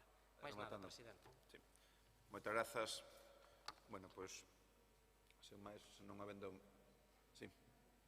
Sí, pecha o turno de intervencións Nuria Rodríguez. Estou onde teño que acudir a consultar todos os convenios que se firman por parte da Xunta de Galicia dos seus chiringuitos. Debe de ser que esta parte artigo de non sei que e non sei canto, isto non só eu, verdade? Me gustaría que, non sei, en algún momento, cando volva a traer esta moción dentro de 2 anos, porque siguen a repartir os cartos desta forma descarada, pois mo poder coller, lle vou a traer o artículo directamente e a lei para lersa, que parece ser que vostede me ten que ler aquí todos os artículos da Constitución. Moitas gracias, do Estatuto da Autonomía, ademais. Miren, menos mal que cambiou de presidente a Zona Franca, porque ata agora non coñecíamos ningún proxecto, o único que facía Zona Franca era cobrar alquileres, ter unha presidenta ou un presidente, que nin siquiera creo que moitos non sabemos os seus nomes, que era outro cargo político, ou outra persona que se dedicaba, non sei se ir a trabajar. Menos mal que chegou David Regades, está a facer todas as cousas que está a facer por Vigo e por a súa contorna, claro que sí. Por exemplo, traer unha fábrica de microchips o que a nosa provincia, verdade? Non creo que a forma de contestar sea, ou como lle digo, mencionar a Zona Franca neste momento cando non ten resposta para decir por que as subvencións que se están a facer dende a Xunta de Galicia non están compensadas, por que Augas de Galicia está a invertir nunhas zonas da provincia e noutras non, por que se ofrecen axudas directas para estes programas e para outros non. Por que temos que algúns concellos ter unha dinámica de tutelación das inversións da Xunta de Galicia e outros deciden para onde van estas inversións? A todo isto non me contestou. Vostede se dedicou, como lle digo, a lerme artículos, que é o que sole facer cando non pode ter resposta, e lle digo, vou volver a traer esta moción dentro de 2 anos, porque polo que parece ser non a van a apoiar. Moitas gracias. Ben, moitas grazas, señores do Grupo Socialista. Teñan cuidado que non se entere Ferraz que andan pedindo equidade. Ahora que están negociando a quita para Cataluña, a veces se lles van a darlle un tirón de orellas. Vamos a proceder á votación do punto número 12, que é unha moción do Grupo Provincial Socialista para exixirlle á Diputación que reclame á Xunta de Galicia investimentos públicos equitativos en todos os concellos da provincia de Pontevedra. Votos a favor? Abstencións? Votos en contra? Queda rexeitada por unha maioría de 14 votos. Pasamos para o seguinte punto do día, que é o número 13, que é a moción do Grupo Provincial Socialista instando a Deputación de Pontevedra e a Xunta de Galicia a buscar a financiación precisa para rematar a residencia da Asociación ACESCA, Asociación de Apoio a Persoas con Diversidade Intelectual, sita no polígono de Torneiros, o Porriño. Ten a palabra a deputada socialista Digna Rivas. Moi bo día. Hoxe traemos aquí esta moción, a CESCA, que, como ben sabedes, é unha asociación fundada no ano 1983 por pais e nais de persoas con discapacidade intelectual, sen ánimo de lucro, de utilidade pública e que presta apoio a un total de 104 persoas con discapacidade intelectual, así como as súas familias e o seu entorno, ante a inexistencia de recursos públicos e privados no seu ámbito de actuación. A CESCA está ubicada en Torneiros, Porriño, pero o seu ámbito de actuación é provincial, atendendo a persoas usuarias procedentes de 14 concellos como son Porriño, Mos, Tui, Salceda, As Neves, Salvaterra, Mondariz, Ponteareas, Redondela, Covelo, A Cañiza, Mondariz Balneario, Ponteareas e Vigo.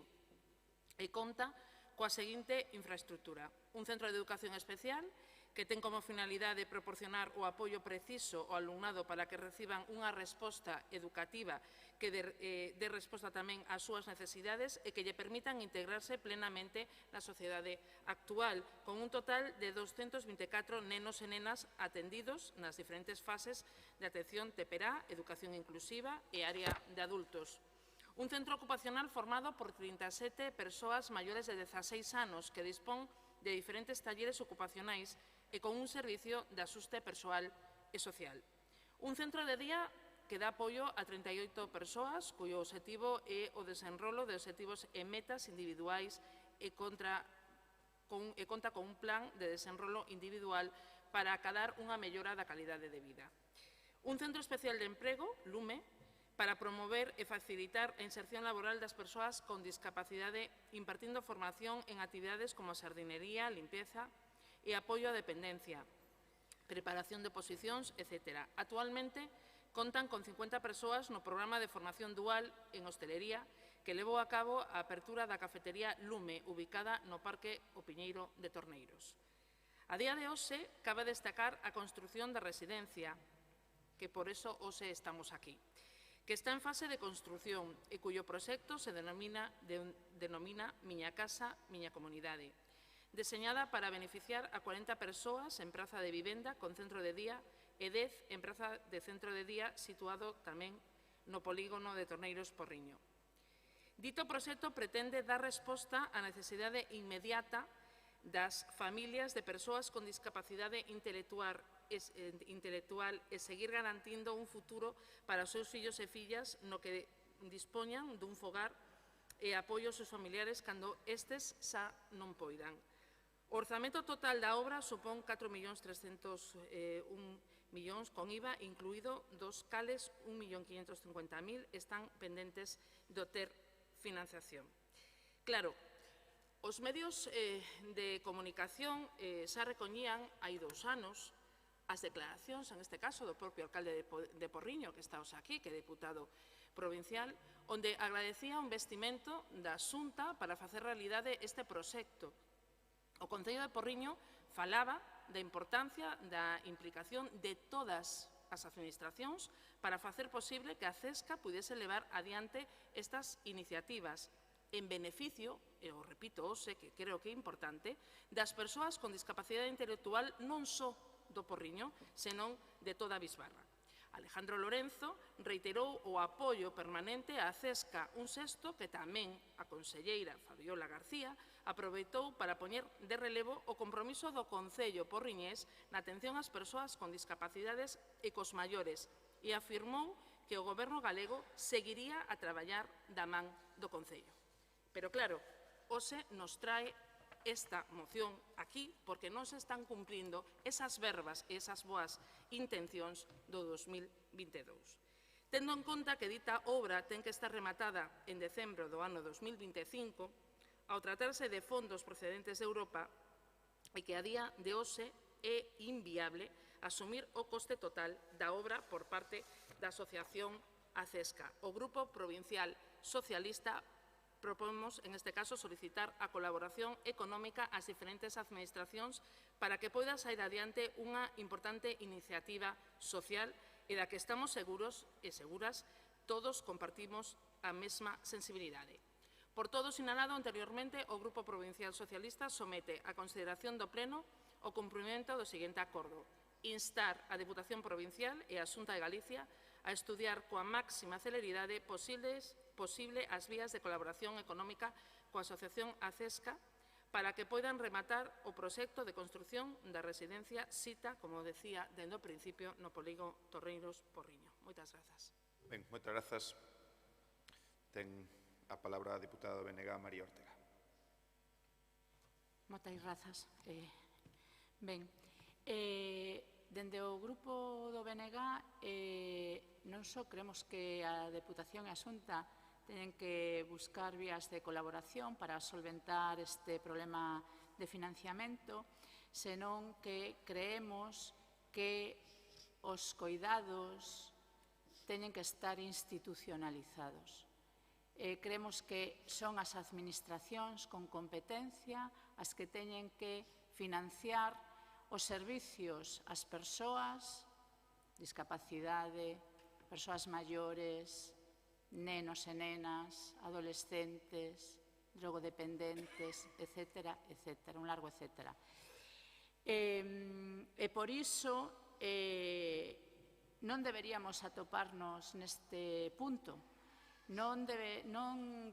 As asociacións de familiares que teñen persoas dependentes ou persoas doentes non terían que levar en riba dos seus ombros a carga a mellora da calidade de vida das súas familias, desas persoas que teñen o seu cargo. Debería ser a administración pública e debería ser con cartos públicos como se sustentaran eses servizos. Sabemos que non é así, a pesar de que o demandamos en numerosas ocasións, tanto dende os concellos como dende as asociacións creadas para facer o que non fai a administración. Por iso, obviamente, imos apoiar a moción porque creemos que é unha responsabilidade das administracións públicas resolver este problema, pero tamén demandamos que esa administración competente a que de unha vez por todas colla as riendas dos coidados e dos servicios de atención ás persoas vulnerables. Os concellos, por exemplo, libraríamonos de unha gran carga orzamentaria, verdad, señora Ramallo, como é o SAF. Moitas grazas. Moitas grazas. Ten a palabra o voceiro do Grupo Popular, Jorge Cubela. Ben, gracias, presidente. Para que non quede ningún tipo de dúbida sobre o recoñecemento e o compromiso que temos coa labor que leva facendo a CESCA, anunciamos o voto favorable a esta moción por parte do Grupo de Goberno e da Deputación, porque queremos que se busque unha solución e que se poida adotar. Ben, é certo, non, que, como se sabe, a Diputación, a través de distintas liñas de axudas a entidades sociais, tamén leva colaborando coas actividades desta entidade dende fai moitos anos e tamén, hai que valorar o esforzo e o traballo que se fixo neste tempo para intentar poñer esta residencia en marcha, non?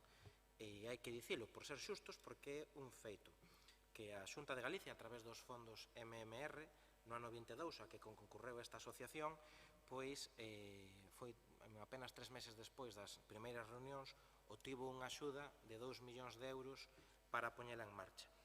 O problema é que, evidentemente, o proxecto ascende a 4 millóns de euros e, polo tanto, a entidade tiña que conquerir os fondos definitivos necesarios para poder rematala. E aquí nos atopamos. Entón, polo tanto, esta é a situación. Por iso imos a apoiar esta moción, porque o propio alcalde de Porriño, que foi citado aquí en 2 ou 3 ocasións, está facendo tamén unha labor de escoita e, sobre todo, de apoio, porque está no seu término municipal, o noso compañeiro de goberno, diputado Alejandro Lorenzo, e, polo tanto, estamos sensibilizados, o demostrou a Xunta de Galicia con esa axuda, a que concurreron entidades e concellos, e estamos tamén, consecuentemente, apoiando a unha entidade que demostra co seu traballo todo o que consiguen facer pola sociedade e, polo tanto, coas persoas con diversidade intelectual.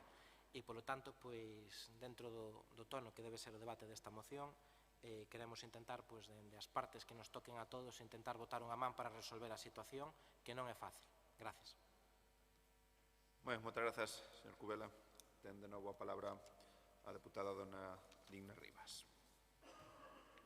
Bueno, chámame a atención que unha vez máis unha moción como esta, que estamos falando de dependencia, de benestar social, que a propia deputada non a defenda e que tampouco neste caso o alcalde de Porriño, que creo e considero e estou segurísima que está moi preocupado por esta situación e que debería, hoxe, máis que nada, polos seus veciños e veciñas, ter a palabra e defender esta moción con todo ese interés que sei que está poñendo. Por iso, quero lembrar un poquinho tamén o que decía a señora Ortega, que estou totalmente de acordo con ela, en que hai que lembrar que a entidade como a CESCA estánse a facer cargo de competencias que estamos dicindo aquí, que son que non asume a Xunta de Galicia. O ecosistema de dependencia está cada vez, e o sabemos, máis privatizado e as familias son as que sofren a violencia institucional a non existir un compromiso real da Administración e incluso teñen que ver como a Consellería, en este caso de Política Social, recurtan persoal nas residencias públicas precarizando a calidade de atención das persoas dependentes. E non o digo eu, creo que calquera que ten familiares pode preguntarlo, saben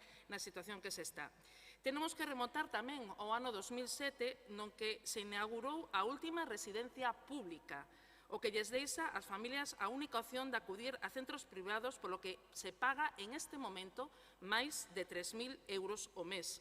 O 73,2% das prazas residenciais nas entidades prestadoras de servicios sociais de Galicia son de titularidade privada, segundo unha enquisa que, en este caso, se fai dende o Instituto Galego de Estadística.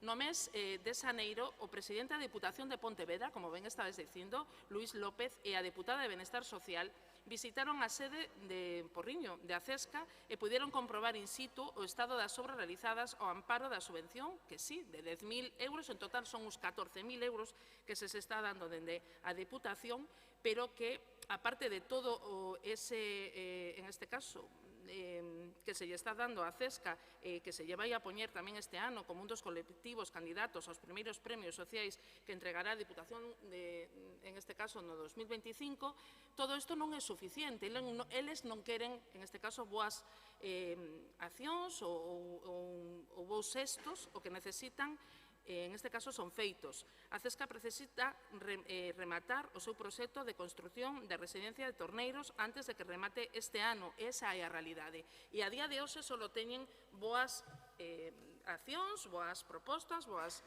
fotos e todo, pero non teñen ningún convenio en riba da mesa que se poda facer. As asociacións como a CESCAS son o nexo entre a cidadanía e as administracións, exixindo que se velen os dereitos das persoas vulnerables. A CESCA ten a oportunidade de beneficiar a 40 persoas en praza de vivenda e a 10 máis no seu centro de día e as súas familias, porque suporíalles a tranquilidade, e creo que eso me vades a entender todos e todas que estades aquí, de saber que terán un apoio cando eles xa non o poidan brindar. Así que pido que non só sean os vos estos, sino que haya unha proposta en riba da mesa canto antes. Ben, moitas grazas. Ten a palabra Jorge Cubela. Simplemente, señora Rivas, non escoitará de nós xamais dicirlle a ningún grupo quen é o que debe defender a moción nun determinado debate. Entón, eu son portavoz, hai diputados delegados e aquí hai alcaldes que son alcaldes do seu concello. Vostede defendeuna dende o seu grupo, como a podía defender a señora Iglesias, Ana Laura, e non lle dicimos nada. Ou a ver é que aquí non somos maiores de idade todos. Todos aquí somos maiores de idade. Por lo tanto, nós en base a moitos criterios, establecemos quen defende as propostas e as mocións. Non me fago ofendido, que a mí non me ofende nada, ni moito menos isto, pero quero yo dicir, porque creo que nunca escoitoi de nós facelo con respecto a vostedes.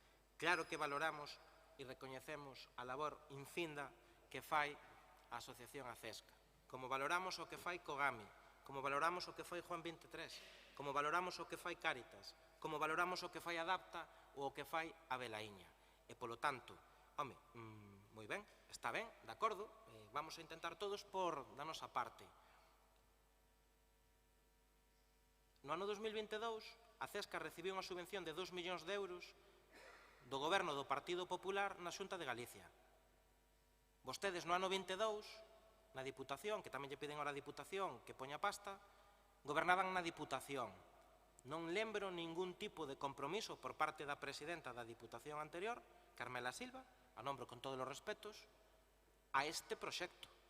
Houbo algún compromiso público, digo, porque como defendeu tamén a moción con certo empoderamento, se houbo algún tipo de compromiso político e público, ou se os recibiu para comprometerlles algo na súa estancia por esta casa que durou ata o ano 2023, ben entrado o ano. Polo tanto, esta asociación tuvo unha chega de 2 millóns de euros, para 2 millóns de euros para facer esta actuación. Polo tanto, a entidade tamén sabía que o resto tiñan que buscar eles. Estamos ahora na situación na que estamos e vamos a ser xustos e obxectivos nos debates. Polo tanto, estamos votando a favor desta moción porque nós nos estamos reunindo con eles tamén para buscar solucións e ver que se pode facer. Pero evidentemente, cando se concurra unha subvención, pois pode ter a situación unha entidade, un municipio, unha entidade pública, porque tamén hubo concellos que foron a estos fondos MRR no ano 22. Eu fun e non o tuven. Hubo concellos como Fornelos de Montes, ou Crecente e Dozón que sí que a obtuveron. Entón, coñezo moi ben esta subvención pola parte que me toca. Imos a ser xustos e, a pesar diso, intentar axudarlles a buscar solucións. Pero valoramos o que fan todas as asociacións, porque teñen que existir, a pesar de que as institucións públicas e a Xunta de Galicia gobernen. Ten que existir Cáritas, ten que existir o Juan 23, ten que existir Cogami, e benvidas sexan as súas aportacións. E fan a labor que fan, pero non por iso teñen que estar suplidas totalmente na súa maneira polas administracións públicas. Aquí ten que haber unha colaboración do sector público e do sector privado, porque moitas veces o sector privado fai moito máis, non ten as concurrencias de normativas, de contratos, etc., para poder facer moitas cousas. E por iso teñen un apoio das administracións, neste caso do Partido Popular. Moitas grazas. Ten a palabra, pecha o turno de intervención, dona Digna Rivas. Vamos a ver, señor Cubela, estou encantada de poder debatir con isto, non vou a decir nunca, e non saldrá de miña boca quen ten que facelo, pero, hombre, chama un poquinho a atención, eso lo digo como comentario. Fui diputada de Cohesión Social durante 4 anos e todas as mocións que se traían da miña área, para min era responsabilidade de ter que defendelas aquí, para eso estamos e somos deputadas provinciais, non? E o digo por eso.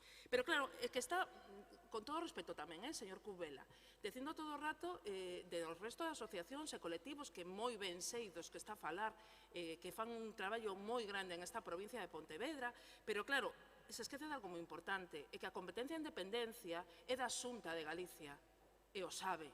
Entón, o que non pode ser é que os datos que acabo de dar, cifras, que non só son cifras, son feitos, son que as persoas están sufrindo en este momento, os familiares, os usuarios e usuarias de dependencia, isto, e esa realidade. Pero claro, eu lle poño unha proposta aquí, e vou a facer en este caso para lembrar un pouquiño, por se nos despistamos, que no pleno de setembro do ano pasado, 2024, o Goberno Popular desta Deputación aprobou unha inversión conxunta coa Xunta de Galicia de 9,3 millóns de euros, dos que a Deputación achegou o 49%. Estamos falando de 4,5 millóns en este caso, que se destinaron a uso cultural ao cine Fraga. O digo por se nos esquecimos de que había unha proposta en riba da mesa e que foi moi rápida. A Deputación non tivo problemas en utilizar esta fórmula para a compra do cine Fraga, pero por algunha razón que se nos escapa e que se me escapa, o señor Luís López non puso en riba da mesa esa alternativa, tampouco cando foi en este caso a Porriño, para a residencia da Cesca, cando se trata dun servicio esencial para a cidadanía. Así o estamos dicindo todos e todas hoxe aquí. Ou vamos a dicir que ampliar a oferta cultural na cidade de Vigo é máis necesario que poñer en marcha, en este caso, esta residencia? Pois xa lles contesto eu que non. E se puderan, tamén lles contestaría os centos de familias que están a agardar por unha praza nunha residencia, e o saben perfectamente. Non, señores e señoras que gobernan esta Diputación, non é máis necesario para a veciñanza da provincia o Cine Fraga que este centro, porque do que estamos a falar aquí é dun servicio prioritario, unha verdadeira necesidade e non un capricho. Así que, de verdad, que aparte de que voten a favor de que hoxe aquí fagan 12:030 tiña o diputado, así que me quedan, nada, 5 segundos. Solo de decirle ao señor Cubela que o que quero e que queremos, en este caso os familiares da Cesca, entendo que o alcalde de Porriño, e que teñan este compromiso que tuveron co Cine Fraga, que o poñan. Vamos á votación. Votos a favor da moción do Grupo Provincial Socialista instando a Diputación de Pontevedra e a Xunta de Galicia a buscar a financiación precisa para rematar a residencia da Asociación A Cesca sita no polígono de Torneiros, o Porriño. Votos a favor. Queda aprobada por unanimidade. Seguinte punto do orde do día, o número 14, moción do Grupo Provincial do Bloque Nacionalista Galego para solicitar da Xunta de Galicia a aprobación e posta en marcha da Valadoría de Igualdade e da Diputación de Pontevedra o reforzamento da área de igualdade. Ten a palabra dona María Manuela Rodríguez Pomar.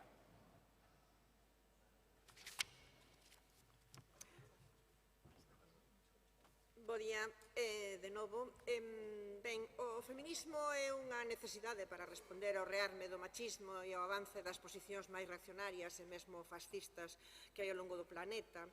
O 8 de marzo é a data internacional de reivindicación e loita pola igualdade de dereitos das mulleres, pero que a forma de honrala, esa data, é impulsar avances concretos para que os dereitos legislados sexan dereitos reais. A forza do feminismo fixo que se produciran cambios legislativos e un proceso de toma de conciencia colectiva que nos fixo avanzar posicións, mais hoxe vemos con preocupación o avance de posicións e medidas abertamente retrógradas no ámbito social ou institucional con consecuencias que agravan a desigualdade e mesmo cuestionan a existencia da violencia machista que ameaza as nosas vidas. Vemos con preocupación novos mecanismos de compravenda e alienación dos nosos corpos e das nosas vidas. Vemos o afortalamento da manosfera, sucesivas crises seguen facendo que as mulleres galegas, en termos globais, teñamos peores indicadores no ámbito socioeconómico, seguimos a soportar o desmantelamento dos servizos públicos, especialmente no ámbito da dependencia e da conciliación. A fenda salarial continúa, a sobrerepresentación das mulleres nos tramos de menores ingresos continúa e a infrapresencia nos de maiores tamén, aumenta a terciarización e a xornada parcial continúa sendo unha característica do emprego feminino, aumenta a desigualdade das pensións. Todos estes factores fan que permaneza, aínda hoxe, a situación de feminización da pobreza. En esta liña de retrocesos contemplamos tamén con preocupación aqueles outros, por exemplo, como os da Deputación actual, do Goberno actual da Deputación de Pontevedra, que reduce progresivamente o orzamento da área de igualdade nestes 2 últimos anos. Isto tradúcese en reducción de achegas ás entidades sociais ou en conselación das achegas aos concellos e implica, de logo necesariamente, minoración das accións en materia de igualdade. Así as cousas, compre garantir o cumprimento do marco legislativo porque que haxa innumerables dereitos e medidas que non se cumpran na vida diaria debe facernos reflexionar sobre a necesidade de que se muden e actualicen as ferramentas para facelos efectivos. A reivindicación do 8M debe apostar por ferramentas concretas e fuxir de declaracións de intencións, dar cabida ás demandas do feminismo galego e empregar o autogoberno para avanzarmos en dereitos. Fronte ao conformismo e a declaración de intencións, fronte á tentación de quen aproveita a vaga reaccionaria para rebaixar a asistencia ás institucións, dende o BNG propoñemos, por exemplo, entre moitas outras cousas, pero nomeadamente neste caso, neste 8 de marzo, a creación dunha valedoría da igualdade como un órgano de defensa cidadá perante situacións de discriminación directa ou indirecta por razón de xénero e para a promoción de garantía do cumprimento do principio de igualdade. Ese organismo independente que, ademais, permita abordar esta cuestión no sector privado, xa que non existe autoridade independente análoga ás que si hai, como as valedorías ou as defensorías para os dereitos da cidadanía fronte á administración. É necesaria unha valoración da igualdade entendida como esa autoridade independente que asesore e asista a cidadanía diante de posibles situacións de discriminación por razón de xénero, que se produzan no sector privado, xa sexa de xeito directo ou indirecto, e tamén para promover vías de negociación e recomendacións que poñan fin a situacións de discriminación como as que continúan a registrar hoxe en día.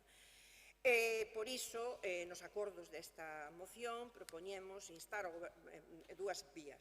A vía da Xunta de Galiza para instar a impulsar o proceso con ampla participación social e institucional para aprobación por lei antes do remate deste ano 2025 dunha valedoría da igualdade con esas características que antes comentaba e, por outro lado, instar a este Goberno, a da Deputación de Pontevedra, a reafirmar o seu compromiso coa loita feminista e o apoio ás mobilizacións e reivindicacións do feminismo galego de base e a potenciar a súa área de igualdade, aumentando significativamente o seu orzamento de xeito que permita incrementar as iniciativas e as accións para a promoción da igualdade, tanto propias como de colectivos sociais e entidades locais da provincia. Ese é o contido da nosa moción e agardamos o apoio do conxunto deste pleno. Grazas. Moitas grazas. Ten a palabra a voceira socialista Ana Laura Iglesias.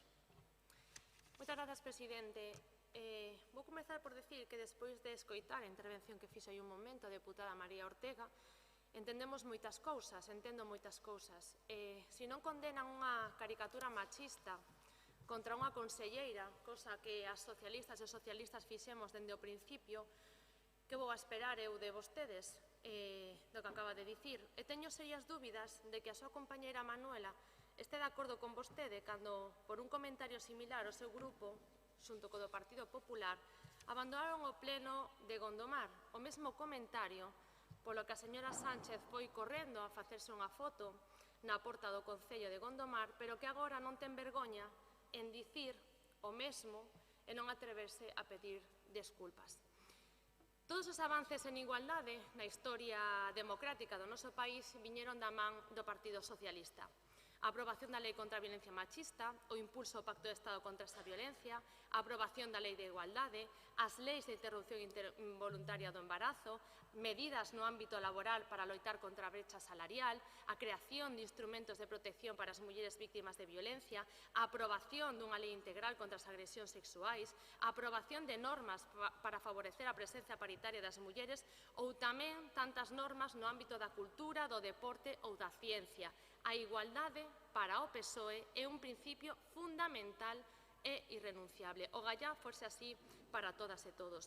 O noso proxecto de goberno pasa por incluir a igualdade como eixo prioritario, vertebrador e transversal a todas as áreas. Polo tanto, eu falo dende un compromiso real e que de verdade facilita que as mulleres poidan avanzar.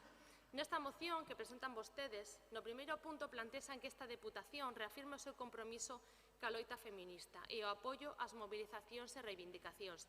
En este punto formulamos unha alternativa, dicindo que non do feminismo galego de base, senón do movemento feminista.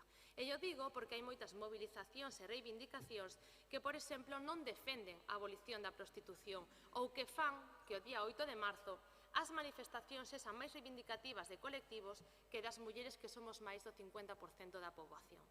Tamén piden a creación dunha valedoría de igualdade que poida fiscalizar o sector privado, isto un órgano público que reciba as queixas da cidadanía en relación aos incumprimentos da legislación en materia de igualdade que poidan facer empresas privadas e que teña a competencia para poder facer recomendacións, asesoramento e mediación. E nós consideramos que é fundamental ter instrumentos que permitan que poida haber informacións, denuncias, propostas claras en torno a todas estas cuestións que teñen que ver coas desigualdades que vostedes plantexan, pero consideramos que é moi pouco ambiciosa. As resolucións desta valedoría serían únicamente proposicións declarativas, sen capacidade normativa, nin de decisión nin vinculante, a máis de que xa existe unha valedora do pobo que ten entre as súas competencias todo o que ten que ver coa desigualdade das mulleres.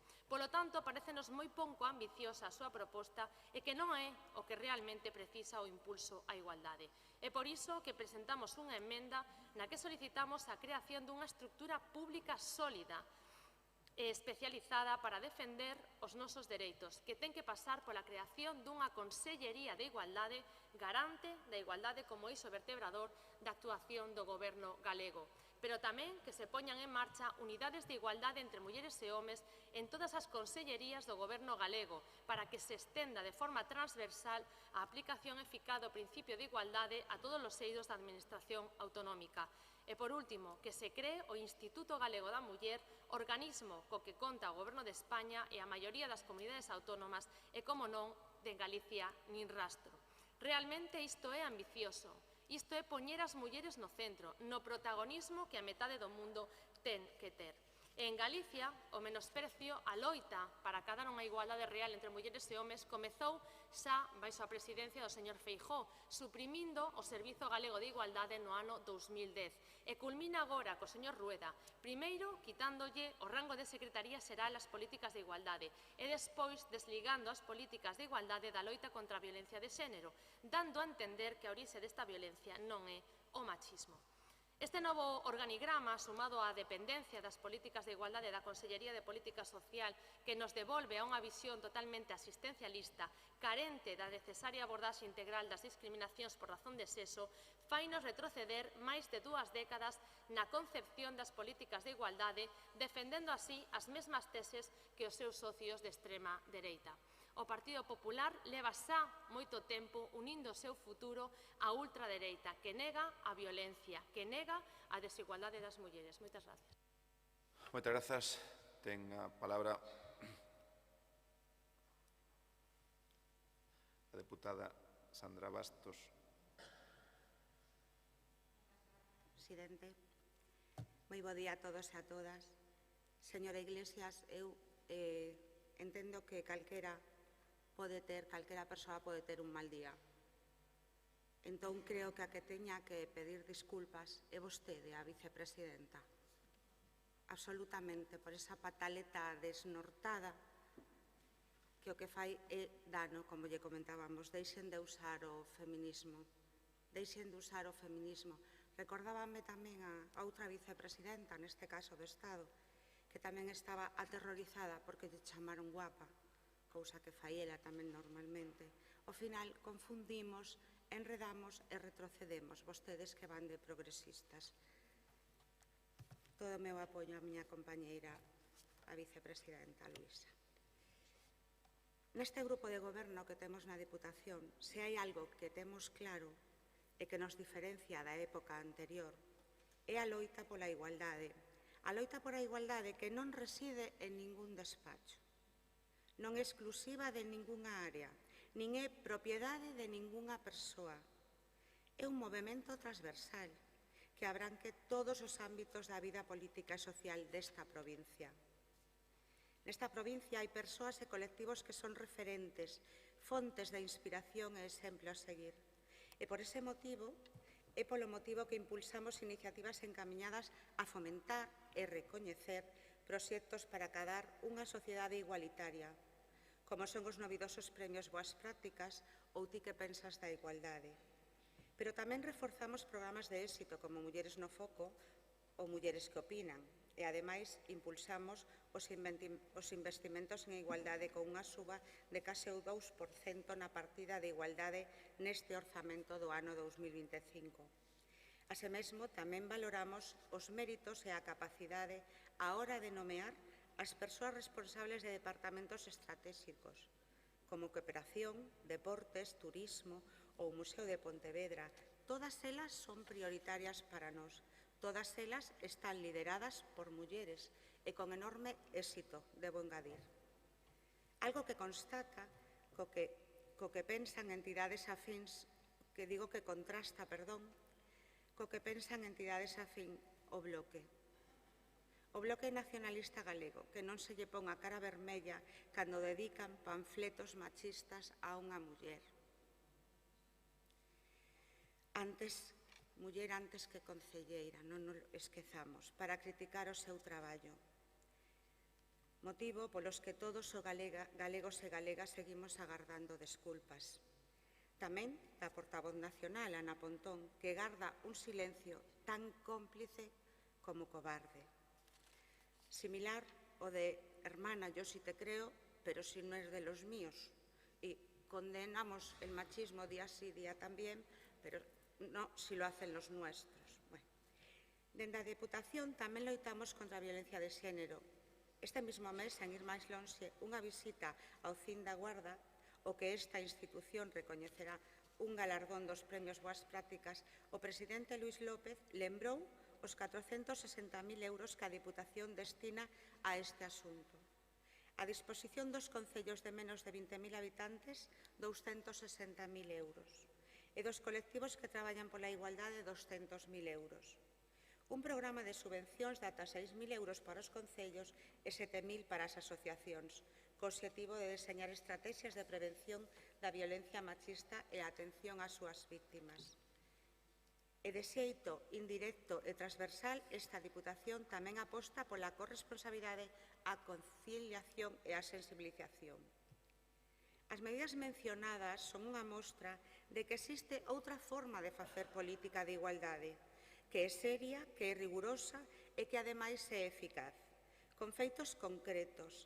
E iso é o que busca o Partido Popular, porque somos moi conscientes de que estamos ante un tema que non se pode frivolizar. Lamentablemente, hai tamén outra forma de facer política de igualdade, que é a través do feminismo de panfleto, ou da ocorrencia, como pasa con esa reivindicación que agora traen da creación dunha valedoría de igualdade. Se me ocorre que tal vez unha das primeiras accións que tería que facer esa tal valedoría de igualdade sería contra o brazo sindical do BNG, por esa campaña vergoñenta e repugnante contra a concelleira de Política Social. É dicir, contra unha muller polo feito de ser muller, algo que non sucedería se fora varón. Unha campaña que amosa unha vez máis as incoherencias do Bloque Nacionalista Galego. Ou non lles parece unha campaña panfletaria machista? Sabemos que non aceptan leccións. Váyame rematando, por favor. Tampouco queremos darllas. Sigo noutro turno. Gracias, presidente. Moitas grazas. Ten a palabra de novo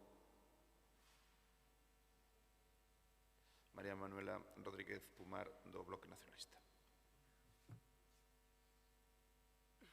Ben, antes de nada, eu creo que se está equivocando, que o BNG non fixo ningunha campaña con ninguén. Do que están dicindo descoñezo de que falan e, dende logo, non terá que ver co BNG. Podería afirmar, en todo caso, de algunha outra organización, pero non que teña que ver co Bloque. Por tanto, me gustaría que, en todo caso, que consulte ahora, si pode, mentras está, para, efectivamente, confirmalo e, se non, desmentilo, porque, claro, creo que non nos corresponde esa crítica a nós. E eu, de verdad que pretendía non entrar no tema que abocou o PSOE, Ana Laura, basicamente.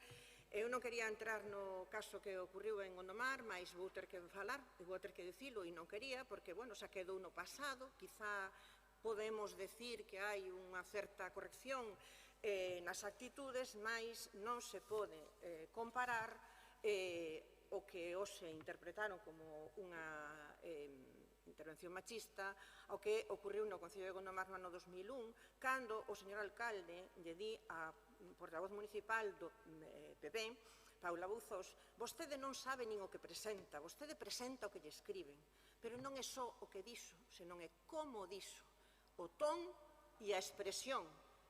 E a eso estábamos acostumbradas todas as compañeiras concelleiras da oposición da Corporación de Gondomar naquela época.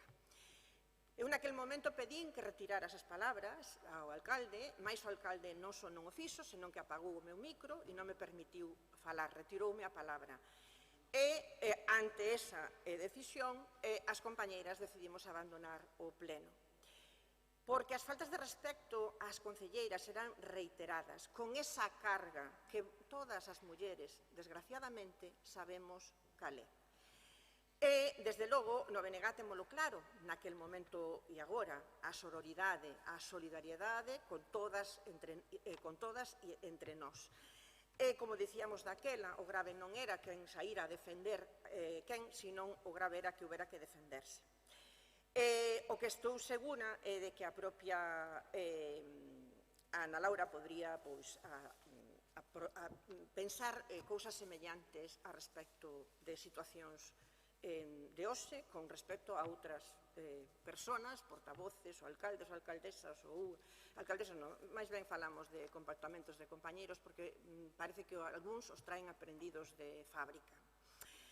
A respecto da emenda do PSOE, pretender convertir a única moción que ten o BNG dereito a presentar na súa terceira moción é, cando menos, un pouco desconsiderado con nós. Tiveron a ocasión de presentar unha moción, hoxe, previa ao 8M, mas priorizaron outros temas e, por tanto, nós o que non podemos é facer sustituir o que nos pretendemos que hoxe se aprobe aquí por algo que pretende aprobar o grupo do PSOE. Como non me dá tempo a rematar agora no turno de peche.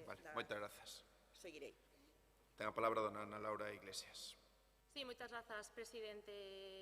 Mire, as palabras machistas da igual no tono no que se fagan. As expresións machistas da igual como se pronuncia, siguen sendo expresións machistas.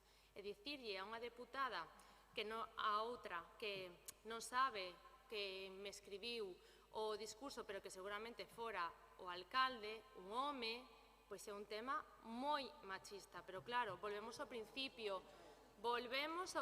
eso sí que non lles gusta moitas veces falar disto, pero énchense moitas veces a boca falando de igualdade, de que temos que ter sororidade e acompañamento entre unhas mulleres que sufren este tipo de comentarios, pero o BNG solamente cando lle fan a unha concelleira do BNG.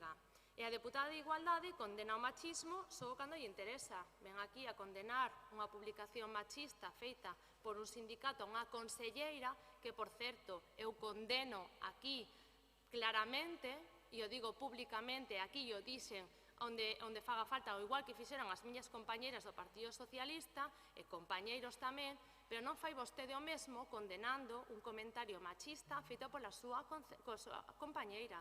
Iso é o que ten que facer, ser valente. Igual que se fixeran ese comentario no Concello de Redondela e vostede se sentiría ofendida, o mesmo debería salir vostede condenando aquí ese comentario. Pero que esperar do Partido Popular? Que esperar tamén das políticas que se están levando a cabo aquí nesta propia institución? De verdad sale vostede aquí a sacar peito de políticas cando o primeiro que fixo vostede como deputada foi recortar o orzamento desta área de igualdade en €500.000 así no primeiro ano? Ese é o seu compromiso coa igualdade?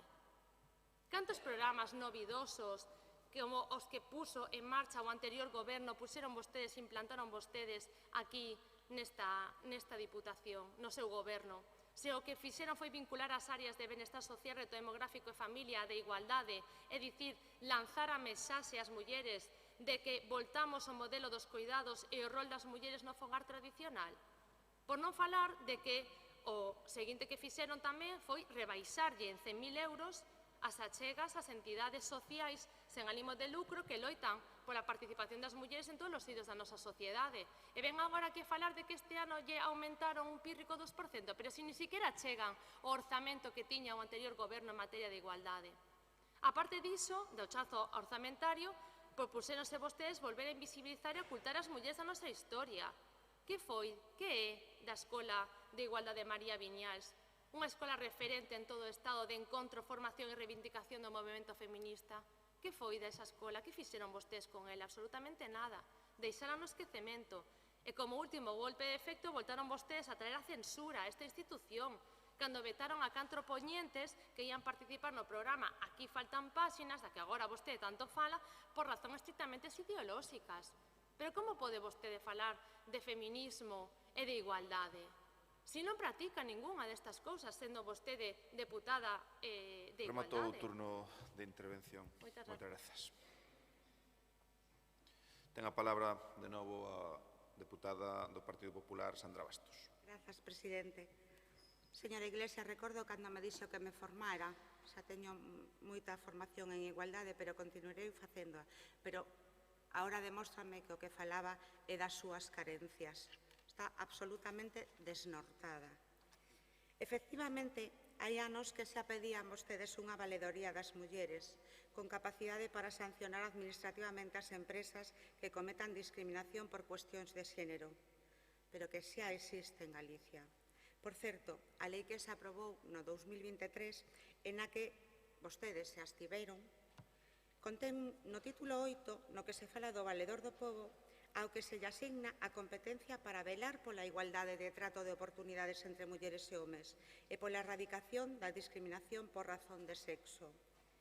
Non sei se coñecen as leis, pero estaría ben que polo menos coñeceran o funcionamento e as funcións das institucións que nos representan, porque xa sabemos que a vostedes lles encanta crear máis chiringuitos, que é o que menos precisan tanto as mulleres como o conxunto de galegos e galegas neste momento, porque deberían saber que, ademais dos correspondentes órganos da inspección, Galicia conta cunha valedoría do pobo, que é un órgano independente que vela pola defensa dos dereitos e liberdades de toda a cidadanía, tamén nestas cuestións. De feito, son moitas as ocasións nas que a valedora do pobo ten amosado o seu rotundo compromiso coa consecución real e efectiva entre homes e mulleres en todos os eidos da sociedade, algo que aparece ben sinalado, por exemplo, no informe anual de dita valedoría do pobo. Nós non quitamos, nós non eliminamos, nós sumamos. Nos construímos máis provincia. Traballamos dende a área específica de igualdade, área con presuposto propio, persoal propio e, ademais, por exemplo, como a miña compañeira vicepresidenta Luisa Sánchez traballa en prol da igualdade dende as áreas de emprego, de deportes, con liñas específicas para mulleres, e o meu compañeiro Javier Tourís dende Acción Comunitaria apoiando os colectivos de mulleres rurais, ou o compañeiro de portavoz Jorge Cubela apostando pola xuventude, reto demográfico e facendo un magnífico traballo dende cultura, ou Nava Castro, Belén Cachafeiro, María Ramallo, Marcos Guisasola, Alejandro Lorenzo, o vicepresidente Rafa Domínguez, Jesús Almuíña, Roberto. Todos e todas, cada un deles, todos e cada un dos eixos deste goberno provincial traballan en prol da igualdade. Non é diluir a igualdade. Ademais da área específica da igualdade, é traballar de xeito transversal. Esa palabra que vostedes sempre nomean. Este goberno cúmprea. En definitiva, cando estamos preto da celebración do Día Internacional da Muller, sería bo que se deixaran de ocorrencias, que se pusieran a colaborar realmente en medidas concretas en prol da defensa da igualdade. E, de paso, se lles queda algo de tempo, confiamos tamén en que teñan a suficiente sensatez para pedirlle disculpas a unha muller que de xeito gratuito atacaron na súa condición de muller. Vai rematando. Sí. Gracias, presidente. Ten e pecha o turno de intervención.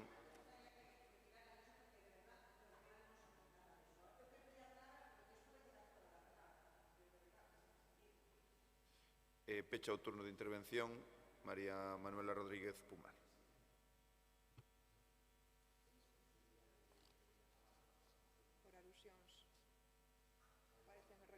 Non, as alusións, en todo caso, as fixo Ana Laura a respecto do que falaba de Gondomar. Teño a palabra. Ben, a ver, os feitos. Redúcese este ano máis de 435.000 euros a partida de igualdade. Rebaixan un 37,5% os fondos de actos a condena a violencia machista. Traballos contratados, empresas externas para facer traballos relacionados coa igualdade, baixaron 293.000 no 2023, co cal, ao final, acabase perdendo 268.000 euros o que antes sí se facía. Se baixan 59.000 euros as achegas á universidade, 260.000 euros quedan conselados para os concellos, é dicir, non hai incremento. As subvencións a entidades baixan 76.760 euros. Bueno, se iso é incrementar, está claro que aquí non falamos de actos concretos. Os actos concretos podemos hacer unha relación de enumerar infinitos. Do que se fala é do conxunto, e o conxunto é que baixa o orzamento dedicado á igualdade, que era o que falábamos. Vostede fala de chiringuitos e de ocorrencias. Mire, entre as ocorrencias que o BNG ten contribuído a impulsar están a Lei de Violencia Machista de 2007, que xa aplicaba as recomendacións que logo estarían no Convenio de Istambul e que o Estado, por certo, o Estado español, tardaría en ratificar e aínda hoxe non acaba de cumprir, por exemplo, no referido á violencia sexual. Impulsamos a reforma da Lei de Violencia para incluir, por exemplo, a violencia vicaria. Impulsamos a Lei Ángeles Alvariño sobre igualdade na ciencia e a investigación. Con esta proposta da valoradoría, eso que vostede quere chamar chiringuito e que nós chamamos unha ferramenta indispensable para defender tamén a igualdade das mulleres, queremos que o noso país siga avanzando en dereitos fronte a un PP que está instalado no conformismo e cada vez máis, moi próximo, cada vez máis, o negacionismo e as posicións máis reaccionarias do seu goberno en Madrid que replican constantemente tamén no noso país. Nada máis, moitas gracias. Moitas gracias. Vamos a proceder entón á votación deste punto número 14, que é unha moción do Grupo Provincial do Bloque Nacionalista Galego para solicitar da Xunta de Galicia a aprobación e posta en marcha da Valadoría da Igualdade e da Diputación de Pontevedra o reforzamento da área de igualdade. Votos a favor? Abstencións? Votos en contra? Queda rexeitada por unha maioría de 8 máis 13, 21 votos, creo contar ben. Vamos entón ora cos asuntos da parte informar e control. O punto número 16, non habendo asuntos fora da orde do día, o punto número 16, que é dar conta do informe de intervención sobre o período medio de pago a proveedores correspondente ao mes de xaneiro de 2025.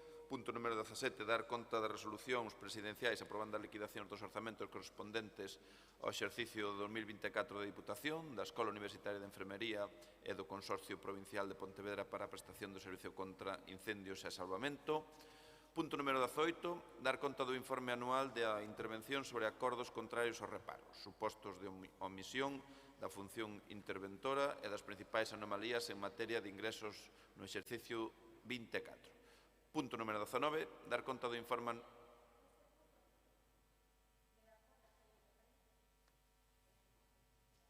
Dime. Sí, presidente. Nada, neste punto de este informe anual da intervención, queríamos sinalar que, segundo consta no expediente...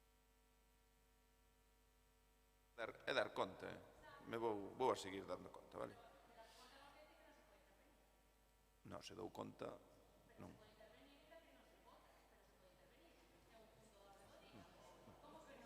Señor secretario, podes intervir ou non? Déjala que haga su comentario y ya está. Entonces respondes o no, pero que haga su comentario.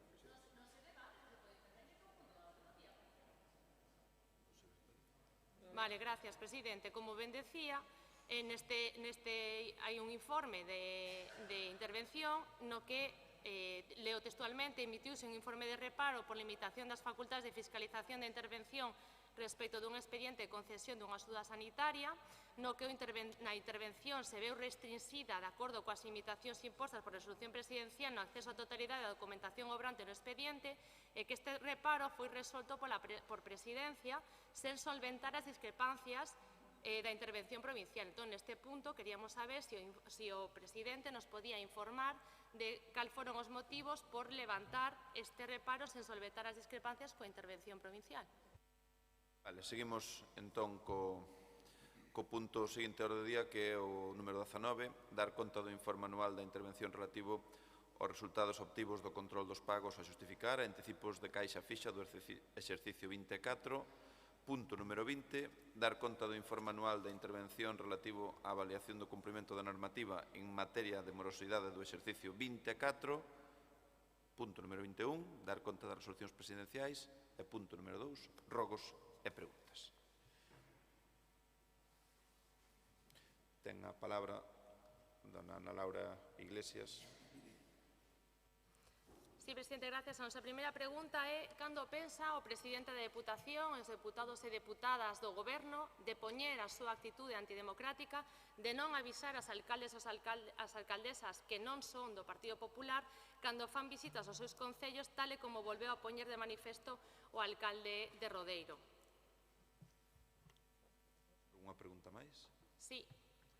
A segunda pregunta é se pode o señor presidente explicar que ocorreu nunha oposición desta Deputación o pasado luns despois de que se procedese a anular de oficio 9 preguntas dun total de 40 como veñen de denunciar os sindicatos. Sí, e a terceira, dado que non me contestou no anterior punto, pois preguntarlle se nos pode informar de cal foron a cuestión pola cal o presidente resolveu este informe de reparo interposto pola intervención provincial sen solventar as discrepancias co interventor. Gracias. Moitas grazas. Alguna pregunta por parte? Non? Bueno, non habendo máis asuntos que tratar, damos por finalizado este pleno. Moi bo día a todos.